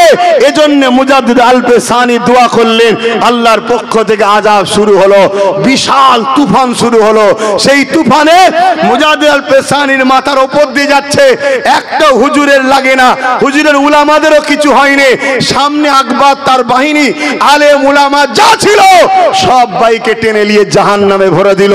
মুজাদ্দিদ আল-পেসানিকে আল্লাহ বিজয় দিলেন। জোরে বলুন সুবহানাল্লাহ, আরো জোরে বলুন সুবহানাল্লাহ, আরো চিৎকার দেবেন আল্লাহু আকবার। অতএব বাপেরা, বাপেরা ইসলামকে মজবুত করে ধরুন, নূর নবীকে ধরুন, নবীর আখলাকে জীবন গড়ুন, নবীকে মডেল বানান। আজ আমরা ঠকে যাচ্ছি কেন জানেন? বললে আপনাদের হয়তো অনেকে আম মানুষ মনে কষ্ট পাবেন, কিন্তু হাকিকাতটা জানেন। আমার রাসূল বলেছেন আলেম দুই ধরনের, একটা খায়রুল উলামা, একটা শাররুল উলামা। একটা ভালো আলেম, একটা খারাপ আলেম। ভালো উলামা যারা কল্যাণ নিয়ে আসে, খারাপ উলামা যারা জাতির জন্য অভিশাপ হয়। মনে রাখবেন, নবী বলেছেন আসমানের নিচে জমিনের উপরে আখেরি জামানায় সব থেকে নিকৃষ্ট হবে একদল উলামা। একদল, সবাই নয়। আজকে বড় দুঃখের বিষয়, আজ আমাদের ধ্বংসের কারণ, শেষের কারণ এটাই, আমরা উলামা দেখে নবী ধরি, আমরা পীর সাহেব দেখে নবী ধরি, আমরা হাজি দেখে নবীর উপর দেখি না। আমাদের উচিত হবে নবীকে দেখে উলামা ধরবো, নবীকে দেখে আলেম ধরবো, নবীকে দেখে পীর ধরবো। তার মানে আমরা সবাই হুজুরের দিকে তাকাবো, হুজুরের দিকে তাকিয়ে তারপরে বলবো, এ মুফতি সাহেব, এ মৌলানা সাহেব, এ আলেম সাহেব, এ পীরজাদা, এ আব্বাস সিদ্দিকী, যে আমার নবীর হবে আমরা তার হব। জোরে বলুন ঠিক না বেটি? জোরে বলুন ঠিক না বেটি? এটা যদি করতে পারেন তাহলে গেনার হবেন, না হয় কিন্তু আগামীতে আরো ভয়ানক দিন আসবে, আরো ক্ষতি হবে, আরো বিপদ আসবে। সবে তো শুনতে হচ্ছে ওয়াকাব নাকি নিয়ে নেবে বলছে, বলছে না? বলে এ বিষয়ে দু কথা বলবো, বলবো, বলবো। এখন কোন শয়তানের মাথায় তো আবার ঢুকবে না যে রাজনীতির কথা বলছে, ঢুকবে না তো। শোনেন, একটা কথা বলি, কারো মাথায় যদি রাজনীতি মনে হয়, আমি ওই জাহিল মূর্খকে বলি, আমার ধর্ম কমপ্লিট ধর্ম, অন্য কার কি আছে জানি না, আমার ধর্মের রাজনীতি করাটাও ইবাদত। জোরে বলুন সুবহানাল্লাহ, আরো জোরে বলুন সুবহানাল্লাহ। আমার ধর্মের দুর্নীতি করা হারাম, আমার ধর্মের লুটা হারাম, আমার ধর্মের নেতা সেজে প্রজার উপরে জুলুম করা হারাম। আমার ধর্মের রাজনীতি মানে রাষ্ট্র ও জনগণের গোলাম, সেবক, খাদেম। জোরে বলুন সুবহানাল্লাহ, আরো জোরে বলুন সুবহানাল্লাহ। হযরতে মাওলা আলী শেরে খোদা নাম শুনেছেন না? কোন প্রজা যদি পেটের জ্বালায় চুরি করে, প্রজা পর্যন্ত, কোন প্রজা যদি পেটের জ্বালায় চুরি করে, হযরতে আলী বলছে চোরের হাত পরে কাটবে, আগে ওই এলাকার নেতার হাত কাটো। কারণ নেতা যদি প্রজাকে ঠিকভাবে খেতে দিত তাহলে চুরি করতো না। শুনছেন তো নাকি? এই রাজনীতি ইসলামে চলে। লুটে লাও, মেরে লাও, কেড়ে লাও, খেয়ে লাও, গরিব বানাও, ভিখারি বানাও, আতু দেবো, পিছু পিছু ঘুরবে, এটা ইসলামে হারাম। শুনছেন তো নাকি? ওটার পক্ষে আমি নেই ভাই, ওটার বিরুদ্ধে, ওটা মিটে যাক, এটা আমিও চাই। বলুন আল্লাহুম্মা আমিন। তো আমি যে কথা বলছি, দ্বিতীয় নম্বর কথা, কেউ যদি বলে রাজনীতি বলছে, আমি তিনাকে বলবো, বন্ধু, যারা রাজনীতির পাওয়ার দিয়ে ধর্মের উপরে আঘাত দিচ্ছে তাদের ঘরেও বলেন না রাজনীতি করছিস করবে যা, ধর্ম নিয়ে মাথা মারছিস কেন? কি বলা দরকার আছে না? নাই, এটাই তো দরকার তাদেরও। তুই রাজনীতি করতে এসেছিস, রাষ্ট্র সেবা করবি, রাষ্ট্রবাসীর নিরাপদ দিবি, শিক্ষা, স্বাস্থ্য, কর্ম, বাসস্থান। সংবিধান বলছে 4টে রাষ্ট্রকে দিতে হবে, শিক্ষা দিতে হবে, কর্মসংস্থান দিতে হবে, বাসস্থান আর সুচিকিৎসা। প্রত্যেকটা ভারতের নাগরিককে 140 কোটি ভারতীয়কে দিতে হবে, এটা সংবিধান বলছে। তুই এইগুলোর বিষয়ে মাথা মান না। কি করে দেশের উন্নতি বাড়বে, কি করে ডেভেলপমেন্ট হবে, কি করে দেশ তারাক্কি পাবে। তুই দেশের রেল বিক্রি করে দিলি, দেশের পলিসি বিক্রি করে দিলি, দেশের ইন্স্যুরেন্স বিক্রি করে দিলি, দেশের জায়গা জমি বিক্রি করে দিলি, দেশের কি বলে এয়ারপোর্ট গুলো বিক্রি করে দিলি, একটার পর একটা দেশকে সব বিক্রি করে দিলি। তোর আমলে এমন করে নানান রকম মুদি, কি মুদি, ললিত মুনি না টাকা নিয়ে পালাচ্ছে, এগুলোকে রুকার তোর ধান্দা নেই। তুই শুধু কি করে কাজ, কৃষককে শেষ করব, কি করে হিন্দু মুসলমান লেগিয়ে দেবো, কি করে মুসলমানদের মসজিদ মাদ্রাসা ভেঙে দেবো, এটা কি রাজনীতি লোকেদের কাজ? তুই রাজনীতি করছিস না শয়তানি করছিস? তাহলে আমাদের মতো উলামাদের ঘর তো বোঝাতেই হবে। কি গো, ভুল বলা হচ্ছে? হযরতে আব্দুল আজিজ মুহাদ্দিস দেহলভী নাম শুনেছেন না শোনেন না? তিনি ফুরফুরাওয়ালাদেরও মুরব্বী, দেওবন্দীদেরও মুরব্বী। আব্দুল আজিজ মুহাদ্দিস দেহলভী রাহমাতুল্লাহ আলাইহি, তিনি বলে সর্বপ্রথম ইংরেজদের বিরুদ্ধে লড়াই করা ফরজ, চলো উলামারা, তিনি প্রথম ফতোয়া দিয়েছিলেন। কথা বুঝে আসছে? তাহলে মাতৃভূমির যেখানে ইজ্জতের ব্যাপার আসবে সেখানে কথা বলাটাও তো ধর্ম। জোরে বলুন সুবহানাল্লাহ। আমি কারো ধর্মকে ছোট করছি না, কারো ধর্ম নিয়ে কোনো আলোচনা করতে চাইছি না, কিন্তু গর্ব করে বলছি আমার ইসলাম বলেছে মাতৃভূমিকে ভালোবাসাটাও নেকি ও পুণ্যের কাজ। জোরে বলুন সুবহানাল্লাহ, আরো জোরে বলেন। এ উলামা ভাইরা একটু সাক্ষী দেবেন, যদি ভুল বলি ধরিয়ে দেবেন। আমার নবীর মাতৃভূমি হলো মক্কা। আমার নবীর মাতৃভূমি কি? মক্কা। আমার নবী মাতৃভূমি মক্কা শরীফ। মক্কাতে যখন নবী আসলেন, মক্কাতে বড় হলেন, কিন্তু আবু জেহেল উতবা সাইবার অত্যাচারে 40 বছর বয়সের পর নবুয়তের এলানের পর নবীকে মক্কা ছেড়ে ইয়াসরিব মদিনায় চলে যেতে হচ্ছিল। ওই সময় নবী পাক সাল্লাল্লাহু আলাইহি সাল্লাম, যিনি আমাদের মডেল, তিনি নিজের মাতৃভূমি মক্কার দিকে তাকিয়ে তাকিয়ে চোখের পানি ফেলে কাঁদে আর জবানে বলে, মক্কা আমি তোমায় ভালোবাসি, মক্কা আমি তোমায় ভালোবাসি, মক্কা আমি তোমায় ভালোবাসি। উম্মত তো সেই যুবকটা, উম্মত তো সেই বাপটা, উম্মত তো সেই মা বোনটা যে কিনা বলবে, ভারত আমি তোমায় ভালোবাসি। কেন? নবী আমার মডেল। নবী যদি বলে মক্কাকে ভালোবাসি, প্রত্যেকটা নবীর উম্মতকে বলতে হবে, ভারত আমি তোমায় ভালোবাসি। জোরে বলুন সুবহানাল্লাহ, আরো জোরে বলুন সুবহানাল্লাহ। অতএব অতএব অতএব সাদা ব্রিটিশকে আমরা তাড়িয়েছি, এবারে কালো ব্রিটিশকে ধুলাই দিতে হবে আমাদের। বলুন ঠিক না বে ঠিক? কেন? মাতৃভূমির সওয়ালের ব্যাপার যখন আসবে, তখন মাতৃভূমির পাশে দাঁড়াতে হবে। এটা একটা ইমানদারের পরিচয়। কি গো ওলামা ভাইরা, ভুল বলছি নাকি? সাক্ষী দেবেন বা ভুল হলে বলবেন ভাইরা। হ্যাঁ, আমার নবী দেশকে ভালোবাসা শিখিয়েছে। আজকে সেই দেশের দিকে খেয়াল না দেওয়ার জন্যই আজকে দেশটা শেষ হয়ে যাচ্ছে। তো যাক, আমি সংক্ষেপে বলবো, তার আগে আমি আবার একবার বলছি, আমাদের মডেল হযরত প্রফেট মুহাম্মদ রাসূল সাল্লাল্লাহু আলাইহি ওয়াসাল্লাম। মুফতিকে সম্মান করি করবেন, ইমামকে সম্মান করি করবেন, পীর সাহেবকে সম্মান করি করবেন, আলেমকে সম্মান করি করবেন। যদি আলেম, পীর, মুফতি দাবিদার রাসূলুল্লাহর পক্ষ ছেড়ে দিয়ে দুনিয়ার কোন তাগুতি শক্তির যদি দালদাস হয়ে যায়, তাকে সম্মান করাটাও হারাম। শুনছেন না শুনেননি? তাকে সম্মান করাটা কি হারাম, চলবে না। কেন? ও প্রকাশ্য দুশ্মনের থেকেও খতরনাক মুনাফিক। কথা বুঝছেন না? বোঝেন না? আর একটু বলে দিই, ইসলাম দাঁড়িয়ে আছে দুটো পাট্টির উপরে। পাট্টি বোঝেন তো নাকি? ট্রেন যাই দেখেছেন? ট্রেন, আপনাদের তো ট্রেন লাইনও নাই, কিন্তু কখনো তো বাইরে গেছেন রে বাবা? না দ্বীপেই সারা জীবন রয়ে গেছেন? মুরব্বী বাপেরা বাইরে যান না কলকাতায়? ট্রেন দেখেছেন তো? ওই ট্রেনের দেখবেন দুটো পাট্টি বিছানো থাকে, তার উপর দিয়ে ট্রেনটা যায়।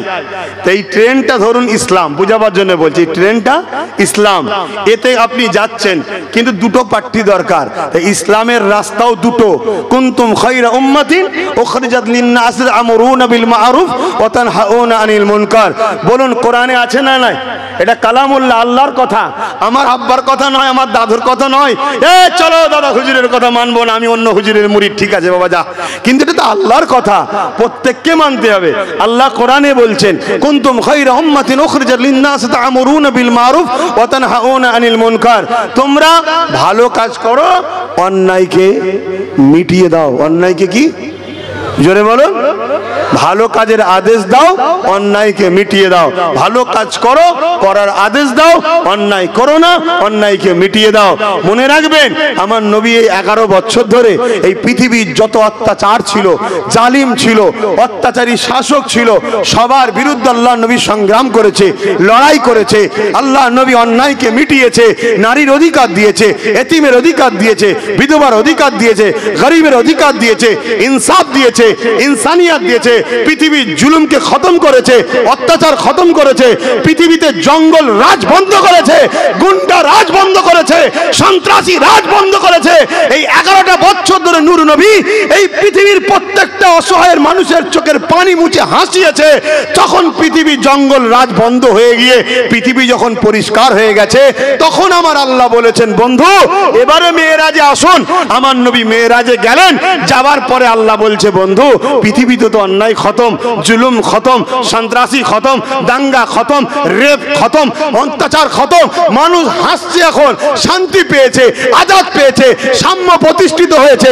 বন্ধু এবারে ওই পৃথিবীতে গিয়ে আমার নামাজের চাষ, রোজার চাষ করুন। জোরে বলুন সুবহানাল্লাহ, আরো জোরে বলুন সুবহানাল্লাহ, নারায়ে তাকবীর।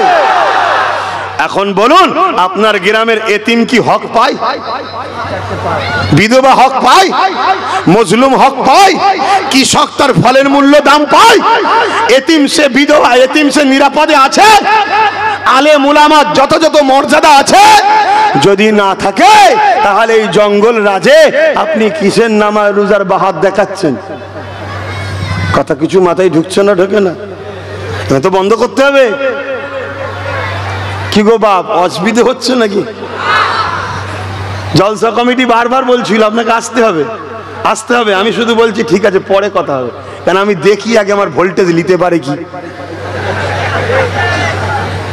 কেন এই দিক থেকে অনেক দাওয়াত করতে যায়, আমি সবাইকে বলি শক্ত খুব ভালো লি যেতে পারবি তো? কেন তোরা তোরা স্বাধীন নয়, তোরা স্বাধীন নয়, তোদের প্রেম, তোদের পছন্দ, তোদের ভালোবাসার কোনো অধিকার নাই। কথা মাথায় ঢুকছে না, ঢোকে না? ওই জন্য বলি পারবি তো? আজকে এই এলাকার যুব সমাজকে আমি সাবাসি দিই, এরা তবু যাক সাহস করে দম ধরে এনেছে আমায়। কিন্তু বেশি বললাম না, আমি হালকা করেই বলছি তো, নাকি না খুব কড়া বলছি? একটু হালকা করে দেবো? ও 4:07 হয়ে গেছে, হালকা করার কিছুই হবে না।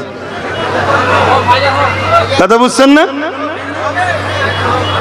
হায় হায় হায় হায়, মুসলিম দাবি করলে হয় না। বলছে মুসলমান মেরে ফেলছে, মুসলমান কেটে ফেলছে, তাই নাকি? মুসলমান আছে কই মেরে ফেলছে কেটে ফেলছে? অত মাথায় ঢুকছে না। এই কথা বুঝছেন? আমি কি মুসলমানের কথা বলছি বুঝতে পারছেন না? হ্যাঁ, আমি বলবো একটা মুসলমানের কথা, এই একটা মুসলমানের কথা ছোট করে বলবো। হযরতে আব্দুল্লাহ আমার নবী পাক সাল্লাল্লাহু আলাইহি সাল্লামের একজন উম্মত, যুবক ছেলে, বয়স বেশি নয়, একদম তাজা খুন, এই 18-20 বছর হবে। অভাবী সংসার, কাজের জন্য শহরে গেছে। আজকের কথা নয়, 600-700 বছর আগের কথা বলছি। শুনছেন তো নাকি? শহরে গেছে, একদম খুন টকবক করে ফুটছে। 18-20 বছর, বুঝতে পারছেন তো? খুন ফুটছে তখন। সেরকম একটা যুবক ছেলে শহরে গেছে কিসের জন্য? কাজের তালাশে। কাজের তালাশে গিয়ে একটা ঘর ভাড়া নিয়েছে। ভালো করে শুনবেন, যে ঘরটা ভাড়া নিয়েছে ওই ঘরের পাশেই একজন আগুন পূজারীর ঘর রয়েছে। আগুন পূজারী বোঝেন? যাদেরকে মুজুসি বলা হয়, যারা আগুনকে খোদা বলে মানে, আগুনকে দেবতা বলে মানে, তাদের বিশ্বাস তাদের কাছে। ছাড়েন, আমি যেটা বলছি, সে তার পাশে আছে। আর হযরতে আব্দুল্লাহ বয়স 18-20 বছর, সুন্দর দাড়ি সবে হালকা হালকা গজিয়েছে, আমাদের যুবকদের মতো চাঁচে নেই, একদম সুন্দর লাগছে, ফ্রেশ চেহারা, নূর চমকাচ্ছে। তাহাজ্জুদ পড়া ছেলে ওই বয়সে, 5 ওয়াক্ত নামাজ পড়া ছেলে, তাজা খুন। প্রথম দিন ঘর ভাড়া নিয়েছে, ঘরে রাত থেকেছে, ফজরের নামাজ পড়েছে। ফজরের নামাজের পর কি করতে হয় বলেন? বলবেন তো? ফজরের নামাজের পর কি করতে হয়? কোরআন পড়তে হয়। এখন কোরআনকে ছাড়াবে বলে অনেকে অনেক কিছু পড়াচ্ছে না। ফজরের নামাজের পর কোরআন পড়বেন। শুনছেন তো নাকি? এই নামাজের দিকে সময় যাচ্ছে, চটকে শুনেলেন তো। কোরআন খুলেছে, কোরআন পড়বে, কোরআন পড়েছে, বাইরে বেরিয়েছে, ঘরের শিকল দিয়ে তালা দিয়ে তৎকালীন যা সিস্টেম ছিল, বেরিয়ে চলে গেছে। কিসের জন্য? রুজির তালাশ, কাজ খুঁজতে গেছে শহরের দিকে। ঘরে সন্ধ্যেবেলা ফিরেছে, দেখছে হুনার সিঁড়িতে পোটেতে একদম ময়লা ভর্তি। এদিক তাকালো ওদিক তাকালো, কাউকে দেখতে পাইনি। তালা খুলে ভেতরে ঢুকে একটা জায়গা নিয়ে এসছে, আর একটা পরিষ্কার করা ঝাঁটা, যা সিস্টেম যেটা বুঝবেন, পরিষ্কার করে নির্জনে ফেলে দিয়েছে, যেখানে কেউ মানুষ যায়নি। কোনো কথা নাই, ঘুমোচ্ছে। নামাজ পড়িসার নামাজ, ফজরের নামাজ পড়ে উঠে আবার কোরআন পড়েছে, আবার বেরিয়ে চলে গেছে। কথা বুঝে আসছে? দেখছে সন্ধ্যাবেলা এসে আবার ময়লা ভর্তি, আবার পরিষ্কার করেছে, কাউকে কিছু বলেনি। 3 দিনে দিনে ফজরের নামাজ পড়ে যেই বেরোচ্ছে, দেখছে তখনই ময়লা। শুনছেন? কাজে যেতে দেরি হলো, পরিষ্কার করলো, কাজ খুঁজতে দেরি হলো, পরিষ্কার করে দিয়ে চলে গেল।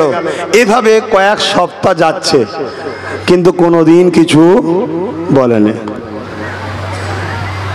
যে ফেলে সে আজকে পুরো ময়লা নিয়ে রেডি হয়ে আছে।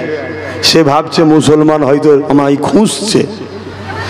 তার মাথায় ঢুকানো হয়েছে মুসলমান মানে AK-47 থাকবে, ব্যাগে বোম থাকবে। এ কথা এখন মিডিয়ায় দেখাচ্ছে না, দেখাই না? কথা বলবেন তো? পুরো মিডিয়া জুড়ে চলছে না, চলে নে দাড়িওয়ালা মানে ওর কাছে বিরাট বড় তরোয়াল আছে, কি হ্যাঁ বড় মোচওয়ালা হবে, সে জবাই করবে। এইরকম ধরে একটা মোমেন্ট তৈরি করা হচ্ছে না, হয়নি? কেন হচ্ছে? কারণটা কি? আমার সাথে যদি কেউ মেশে, আমি সে যে ধর্মেরই হোক তাকে শিখাবো, তুই আমার ভাই হোস, চল দুজনে মিলে দেশ বাঁচাবো। যারা লুটবে সে কোন জার্সিতে আছে দেখা দরকার নেই, তাকে বাদ দে, দেশটা আগে, দেশ আগে, নেতা আগে না, দেশ আগে। কথা ঠিক না বেঠিক গো? কত নেতা এসেছে মরে গেছে, দেশ আছে না নাই? কত নেতা আসবে মরে যাবে, দেশ আছে না নাই? তাহলে দেশটা তো বাঁচাও। তা কেউ চাইবে নাকি ভালো বুদ্ধিটা দিয়ে আমার থেকে সরে যাক? এই সব অনেক রকম পলিসি চলছে বাপ। তো সেই জায়গাতে হযরতে আব্দুল্লাহ পরের দিন যেই ফজরের নামাজ পড়ে বেরিয়েছে, আর ওই আগুন পূজারী উপাসক যে ছিল সে ওই ময়লা লিজে ফেলেছে। যখনই ফেলেছে, ফেলে দিয়ে কি করছে যেন, ছুটে ঘরে চলে গেছে। কেন ছুটেছে ভাই বলবেন তো? যে অন্যায় করে তার ভয়ও থাকে, যে অন্যায় করে তার ভয়ও থাকে, হ্যাঁ ভয়ও থাকে। আলহামদুলিল্লাহ কালকেই 1:30 না 1:30টার সময়, কম বেশি সময় যাই হোক, রাত্রিরে ঘরে এলাম। কথা বুঝে আসছে? কোথায়? মালদা থেকে। নিজে গাড়ি চলে যাচ্ছি, আগেও নেই পিছনেও কোনো কাঁই কাঁই কাঁই কাঁই কিচ্ছু নেই। আল্লাহ আল্লাহ আল্লাহ আল্লাহ আল্লাহ আল্লাহ চলে যাচ্ছে। কথা বুঝছেন না? বোঝেন না? কেন? জন্মেছি যখন, মরবো একদিন, এলে অত টেনশন কিসের? কারো লিয়ে মরবুনি, এটাই আলহামদুলিল্লাহ। কারো ঝেড়ে মরবুনি, এটাই আলহামদুলিল্লাহ। নাই কিয়ামতের দিন ধরবে, ও আল্লাহ হুজুরের বেটা আমার ঝেড়েছে, তা বিপদের শেষ থাকবে? তা হুজুরের বেটা বলে আল্লাহ ছেড়ে দেবে নাকি? হুজুর তো তোমার কাছে, আল্লাহর কাছে তো হুজুর নয়। আল্লাহর কাছে তুমিও যা, আমিও তাই, তুমিও দাস আমিও দাস। কিন্তু যে যত বেশি ইবাদত করবে আল্লাহর কাছে তার মূল্য বেশি। জোরে বলুন সুবহানাল্লাহ। তো ভাইরা আমার, হযরতে আব্দুল্লাহ কি করলেন? মুচকে হাসলেন। ও বেচারি ছুটে গিয়ে দৌড়ে দিয়েছে, বুঝতে পারছেন না? ছিদ্র দিয়ে দেখছে, প্রতিদিন যা করে একটা জায়গায় এলো, পরিষ্কার করলো, ফেললো, তালা দিল, চলে যাচ্ছে। ও তো অবাক হয়ে গেল, ও তো শুনেছিল এক, ওকে তো বোঝানো হয়েছে এক। তো বেরিয়ে এসে আব্দুল্লাহর হাত ধরে বলছে, হ্যাঁ যুবক, তুমি কিছু বললে না, এতদিন ধরে তোমায় কষ্ট দিচ্ছে, আমায় চিনলে তাও? হযরত আব্দুল্লাহ কি বলেছিলেন জানেন? আমি যিনাকে ভালোবাসি তিনি বলেছেন, প্রতিবেশীকে যে কষ্ট দেবে সে জান্নাতে যাবে না। জোরে বলুন সুবহানাল্লাহ। আরো জোরে বলেন। প্রতিবেশী যদি অমুসলিমও হয়, তাকেও যদি কষ্ট দেয়, নূর নবী বলেছে সে জান্নাতে যাবে না। শুনছেন তো নাকি? অতএব আমি কিছু বলবো, তুমি যদি কষ্ট পাও, আমার ভালোবাসা যদি কষ্ট পায়, আমি তাকে ভালোবাসি, তাই তোমায় কিছু বলিনি।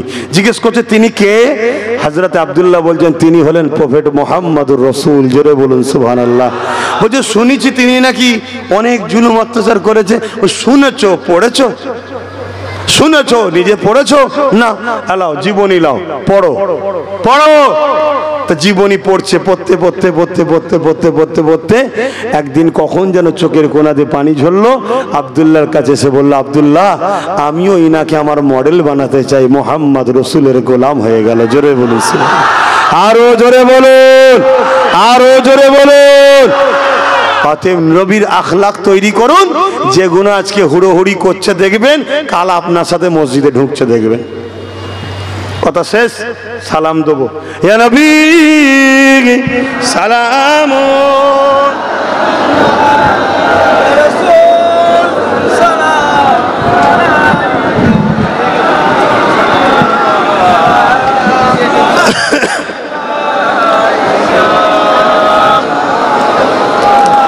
বাপ দোয়ার দরকার আছে তো নাকি? না দোয়া করেন না আপনারা? কি গো, দোয়া করেন তো? তাই দাঁড়িয়ে সালাম দেন তো? দাঁড়িয়ে সালাম দিবার আগে একটু ওয়াকাফটা একটু বলে দেবো দাঁড়িয়ে দাঁড়িয়ে। শুনতে ইচ্ছুক? শুনতে ইচ্ছুক? কেন আকসার গ্রাম্য মানুষ ওয়াকাফ কি জিনিসই বোঝে না। ওয়াকাফ কি জিনিস বোঝে না। মন দিয়ে শোনেন, ওয়াকাফ হলো আমাদেরই পূর্বপুরুষদের দানকৃত সম্পদ। অনেক ধনী লোক ছিল যিনারা নিজেদের সম্পদকে আল্লাহর রাহে অফ করেছে, উৎসর্গ করেছে। উদ্দেশ্য কি? এই সম্পদ, এই জমি, মসজিদ, মাদ্রাসা, ঈদগাহ, কবরস্থান, খানকা বা মুসলিম ছেলে মেয়েদের এডুকেশনের জন্য এই অর্থ ব্যয় হবে। বুঝে আসছে? এই কথা বলবেন তো? বুঝে আসছে? এর জন্যে আমাদেরই পূর্বপুরুষ, আপনাদেরও পূর্বপুরুষ যারা ইসলামের অনুসারী আল্লাহর রাহে সম্পদ অফ করেছে। এ সিলসিলা ফারুকে আজমের সময় ছিল, উসমান গনির সময় ছিল, সিদ্দিকে আকবর তিনি তিনার পুরো সম্পদকে বাইতুল মালে অফ করেছেন। এবং আমার নবীর দুনিয়াবি জিন্দেগিতে 400 কোটি টাকা তৎকালীন সময় সিদ্দিকে আকবর আমার নবীর কদমে উৎসর্গ করেছে। আমার নূর নবী তিনিও অফ করে দিয়েছে।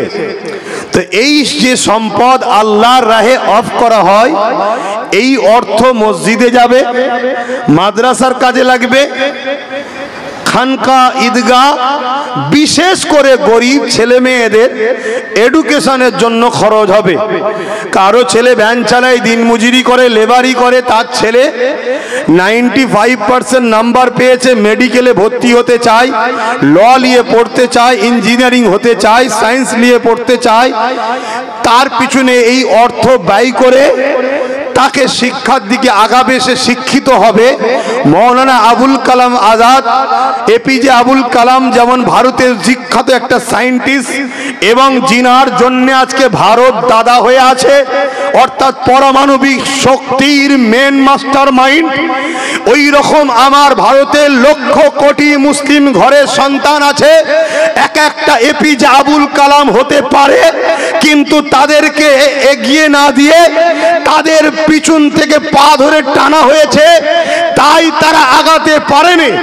যদি গভর্নমেন্ট দেশ ভাবতো আমাদের আরো আবুল কালাম দরকার, তাহলে এই সমাজের মুসলিম ছেলেদের পিছনে তাদেরই পূর্বপুরুষদের দান করা ওয়াকাফের সম্পদ যদি খরচ করত, আরো হাজারো হাজারো সায়েন্টিস্ট, আরো হাজারো হাজারো বড় বড় বিজ্ঞানী তৈরি হয়ে তারা আমার দেশকে সার্বিক দিক দিয়ে শক্তিশালী করত, তাহলে আমেরিকাকে আব্বা বলতে হতো না, আমেরিকা আমাদের জুতোর তলায় থাকতো, ঠিক না বেটা? কিন্তু দুঃখের বিষয় এদের নোংরা মেন্টালিটি, এদের নোংরা মনোভাব, এদের নোংরা ক্যারেক্টারের জন্য আজকে আমাদের অকাপ সম্পত্তি 77 বছর ধরে তছনছ হচ্ছে। কত বছর? 77 বছর ধরে পুরো ভারত জুড়ে লক্ষ লক্ষ বিঘে, 27 লক্ষর উপরে বিঘে জমি আছে, যার টাকার গণনা আপনাকে ক্লিয়ার বলা সম্ভব নয়। আপনি হয়তো অজ্ঞানে পড়ে যেতে পারেন, এত টাকা। এই বিশাল সম্পদ 77 বছর ধরে চুরি হচ্ছে, এই বিশাল সম্পদ 77 বছর ধরে লুট হচ্ছে। আমি জানি না আমার বক্তব্য কজনের পছন্দ হবে, কেন রিসেন্ট কিছু লোক অকাবলি আন্দোলন করছে, তাদের মূলত জানো লক্ষ্য শুধু কেন্দ্র সরকারের বিরোধী করা। বাকি যারা খাচ্ছে খাগি যাক, কেন এরা তো আমাদের ভাগ দেয়, ও তো ভাগ দেবে না। আমি ওই সকল হারামখোরদের মতো চিল্লাবো না। আমার কাছে কথা হলো, যারাই আমার অকাপ খাবে, সে কেন্দ্রে বসুক, রাজ্যে বসুক, যেখানেই থাকুক, তারাই গাদ্দার, তারাই চোর, তারাই আমার অকাপের দুশমন, তারাই আমার মাদ্রাসার দুশমন, তারাই আমার মসজিদের দুশমন, তারাই আমার দ্বীনের দুশমন। সবার বিরুদ্ধে কথা বলতে হবে, এটাই হবে ইনসাফ, এটাই হবে মোস্তফা জানে রহমতের গোলামদের পরিচয়। আর না হয় তুমি শুধু যে ভাগ দেবে না তার বিরোধী করবে না। খুব মন দিয়ে শোনেন, 77 বছর ধরে এই সম্পদকে ঝেড়ে খাওয়া হচ্ছে। আজকে কেন্দ্রে যে জালিম সরকার আছে, কিছুদিন আগে রেলকে বিক্রি করেছে, কিছুদিন আগে কারেন্টকে বিক্রি করেছে, কিছুদিন আগে LIC কে বিক্রি করেছে। LIC-তে 1 লক্ষর উপরে চাকরি গেছে, 1 লক্ষই হিন্দু পরিবারের চাকরি গেছে। বিজেপি বা কেন্দ্রের সরকার শুধু মুসলমানদের দুশমন নয়, ও ভারতের দুশমন, ও হিন্দুদের দুশমন। প্রত্যেকটা ভারতীয় দুশ্মন। কেন এর আগে রেল বিক্রি করে দিয়েছে। হকারদের আজকে কি অবস্থা দেখুন। হকারি করে কারা? বেশিরভাগ তো মুসলিম ভাইরা সেখানে রয়েছে। এলআইসি করে কারা? বেশিরভাগ তো মুসলিম ভাইরা রয়েছে। ট্রেনে জব করে কারা? বেশিরভাগ তো মুসলিম ভাইরা রয়েছে। তাহলে বিজেপি শুধু আমাদের তা নয়, আজকে কৃষকদের বিরুদ্ধে আইন করতে গেছে। এইভাবে বার বার বার বার আমার ভারতবর্ষটাকে তছনছ করে দিচ্ছে। ভারতবর্ষ একটা গাছ, মনে রাখবেন, ভারতবর্ষ একটা গাছ। এই গাছের অনেক কটা শিকড় আছে। একটা শিকড়ের নাম মুসলিম, একটা শিকড়ের নাম হিন্দু, একটা শিকড়ের নাম আদিবাসী, একটা শিকড়ের নাম খ্রিস্টান, একটা শিকড়ের নাম দলিত, একটা শিকড়ের নাম সাঁওতাল, একটা শিকড়ের নাম মতুয়া। যে কোনো একটা শিকড় যদি কাটে, মূলত ভারতটা দুর্বল হবে, গাছ দুর্বল হবে। এরা দেশকে শেষ করতে চাইছে। কখনো মুসলিম হিন্দু বিভাজন, কখনো কৃষকদের বিরুদ্ধে, কখনো মুসলমানদের বিরুদ্ধে। আজকে কেন্দ্র সরকার ওয়াকফ বিলের নামে একটা বিল তৈরি করতে চাইছে সংশোধনের নামে। সেখানে কি বলছে? আমরা মুসলমানদের ভালো চাই। আরে শুধু মুসলমানদের ভালো করবি কেন? দেশের মাথায় বসে আছিস, হিন্দু ভাইরা কি অপরাধ করেছে? দেবত্ব সম্পত্তি সংশোধন করবি না কেন? শিক্ষার বলে কি বলে আদিবাসীদের জল জঙ্গলের সম্পত্তি সংশোধন করবি না কেন? সবারটা কর না। মুসলমানদের ঘরে বোকা বানাতে চাইছে। কি চাইছে? ৭৭ বছর ধরে আমাদের সম্পদের টাকা সবাই মিলে লুটে পুটে খেয়েছে। এরা চাইছে পুরো বিল করে ওয়াকফের টোটাল জায়গাকে আমরা নিজেরা আত্মসাৎ করে নেব, আমরা নেব। এখন প্রশ্ন হতে পারে ৭৭ বছর ধরে সবাই খায়, এর বিল করার শখ গেল কেন? হঠাৎ বিল করতে কেন চাইছে? এর কারণটা একটু মন দিয়ে শোনো। গুজরাটে একটা মসজিদ আছে ১৩০০ বছর বয়স, কেরলে একটা মসজিদ আছে ১৪০০ বছর বয়স। এভাবে যদি ১৪০০ বছর, ১৩০০ বছর, ১২০০ বছর, ১০০০ বছরের মসজিদ থাকে, তার মানে ভারতবর্ষে ১০০০ বছর ধরে মুসলমান আছে, ১৩০০ বছর ধরে মুসলমান আছে, ১৪০০ বছর ধরে মুসলমান আছে। তার প্রমাণ কি? ওই যে গুজরাটের মসজিদ। তার প্রমাণ কি? ওই যে কেরলের মসজিদ। তার মানে ১৩০০ বছর ধরে আজান হচ্ছে, ১৪০০ বছর ধরে আজান হচ্ছে, ১২০০ বছর ধরে আজান হচ্ছে। তার মানে নামাজ হচ্ছে, তার মানে কবরস্থান আছে, মাদ্রাসা আছে। এই যে হাজার হাজার বছরের কবর প্রমাণ দিচ্ছে আমার বাপ দাদা হাজার হাজার বছর ধরে কবর হয়েছে। তার মানে মুসলমান হাজার হাজার বছর ধরে আছে। বিজেপির একটা কোন এমপি বলে এমএলএ বলেছিল যে মুসলমানদের কবরস্থানে অনেক জায়গা চলে যাচ্ছে, পুরানো সিস্টেম চালু করো, ওদেরকে কবর দিতে দেওয়া যাবে না। আগামী দিন যদি এই ওয়াকফ বিল করে লাই, তোমাকে পুরানো হবে, তোমার দাদুকে পুরানো হবে, তোমার মাকে পুরানো হবে, তোমার নানাকে পুরানো হবে। তুমি যদি মনে করো এই পুরানো সিস্টেম চালো, তাহলে ওয়াকফ বিল করতে দাও, হাতে হাত দিয়ে বসে থাকো। যদি বলো না, তাহলে নিজের পূর্বপুরুষদের সম্পদ তুমি দখল করার জন্য, নিজের অধিকার নিবার জন্য তোমাকে আগিয়ে যেতে হবে। এটা তোমার ইনসানিয়াত, এটা তোমার ইনসাফ, এবং তোমার দেশ তোমাকে রাইট দিয়েছে। এই অধিকার তুমি লিবার জন্য যা খুশি করতে পারো, তোমাকে তোমার দেশ রাইট দিয়েছে, তোমার সংবিধান তোমার পাশে আছে। কেউ প্রধানমন্ত্রী আজকে, কত প্রধানমন্ত্রী মরে গেছে, এ কাল মরে যাবে, অন্যজন আসবে, আবার কেউ মরবে, আবার কেউ আসবে। কিন্তু দেশ ছিল, দেশ আছে, দেশ থাকবে। সংবিধান ছিল, সংবিধান আছে, সংবিধান থাকবে। সংবিধান আমাদের কাছে আগে, দেশের প্রাইম মিনিস্টার আমাদের কাছে আগে নয়, সংবিধান আমাদের কাছে আগে। রাজ্যের সিএম আগে নয়, রাজ্যের কোন মন্ত্রী, দেশের কোন মন্ত্রী, দেশের কোন প্রধান, এমন কেউ আমাদের কাছে আগে নয়। আমাদের কাছে আগে হলো সংবিধান। যে সংবিধানের ভেতরে থাকবে সে হলো ভারতীয়, তার জন্য জিন্দাবাদ বলবো। যে সংবিধানের বেখিলাফ করবে, সে যদি আমার মুফতি হয়, আমার মৌলানা হয়, আমার ইমাম হয়, আমার পীর সাহেব হয়, তার বিরুদ্ধে আমরা কথা বলবো। কেন? আমরা মেনে নিয়েছি দেশ আমাদের, দেশ চালাবার জন্য সংবিধান রয়েছে। তা সংবিধান রাইট দিচ্ছে ওয়াকফ আমার, আমরা এর পরিচালনা করব। এই ওয়াকফকে নিয়ে যারাই ষড়যন্ত্র করবে তারা সংবিধান বিরোধী, তারা সংবিধান বিরোধী। সংবিধানের স্বার্থে এদের বিরুদ্ধে সংগ্রামের দরকার আছে না নাই? হাত তুলে বলুন আছে না নাই? হাত তুলে বলুন আছে না নাই? হাত তুলে বলুন আছে না নাই?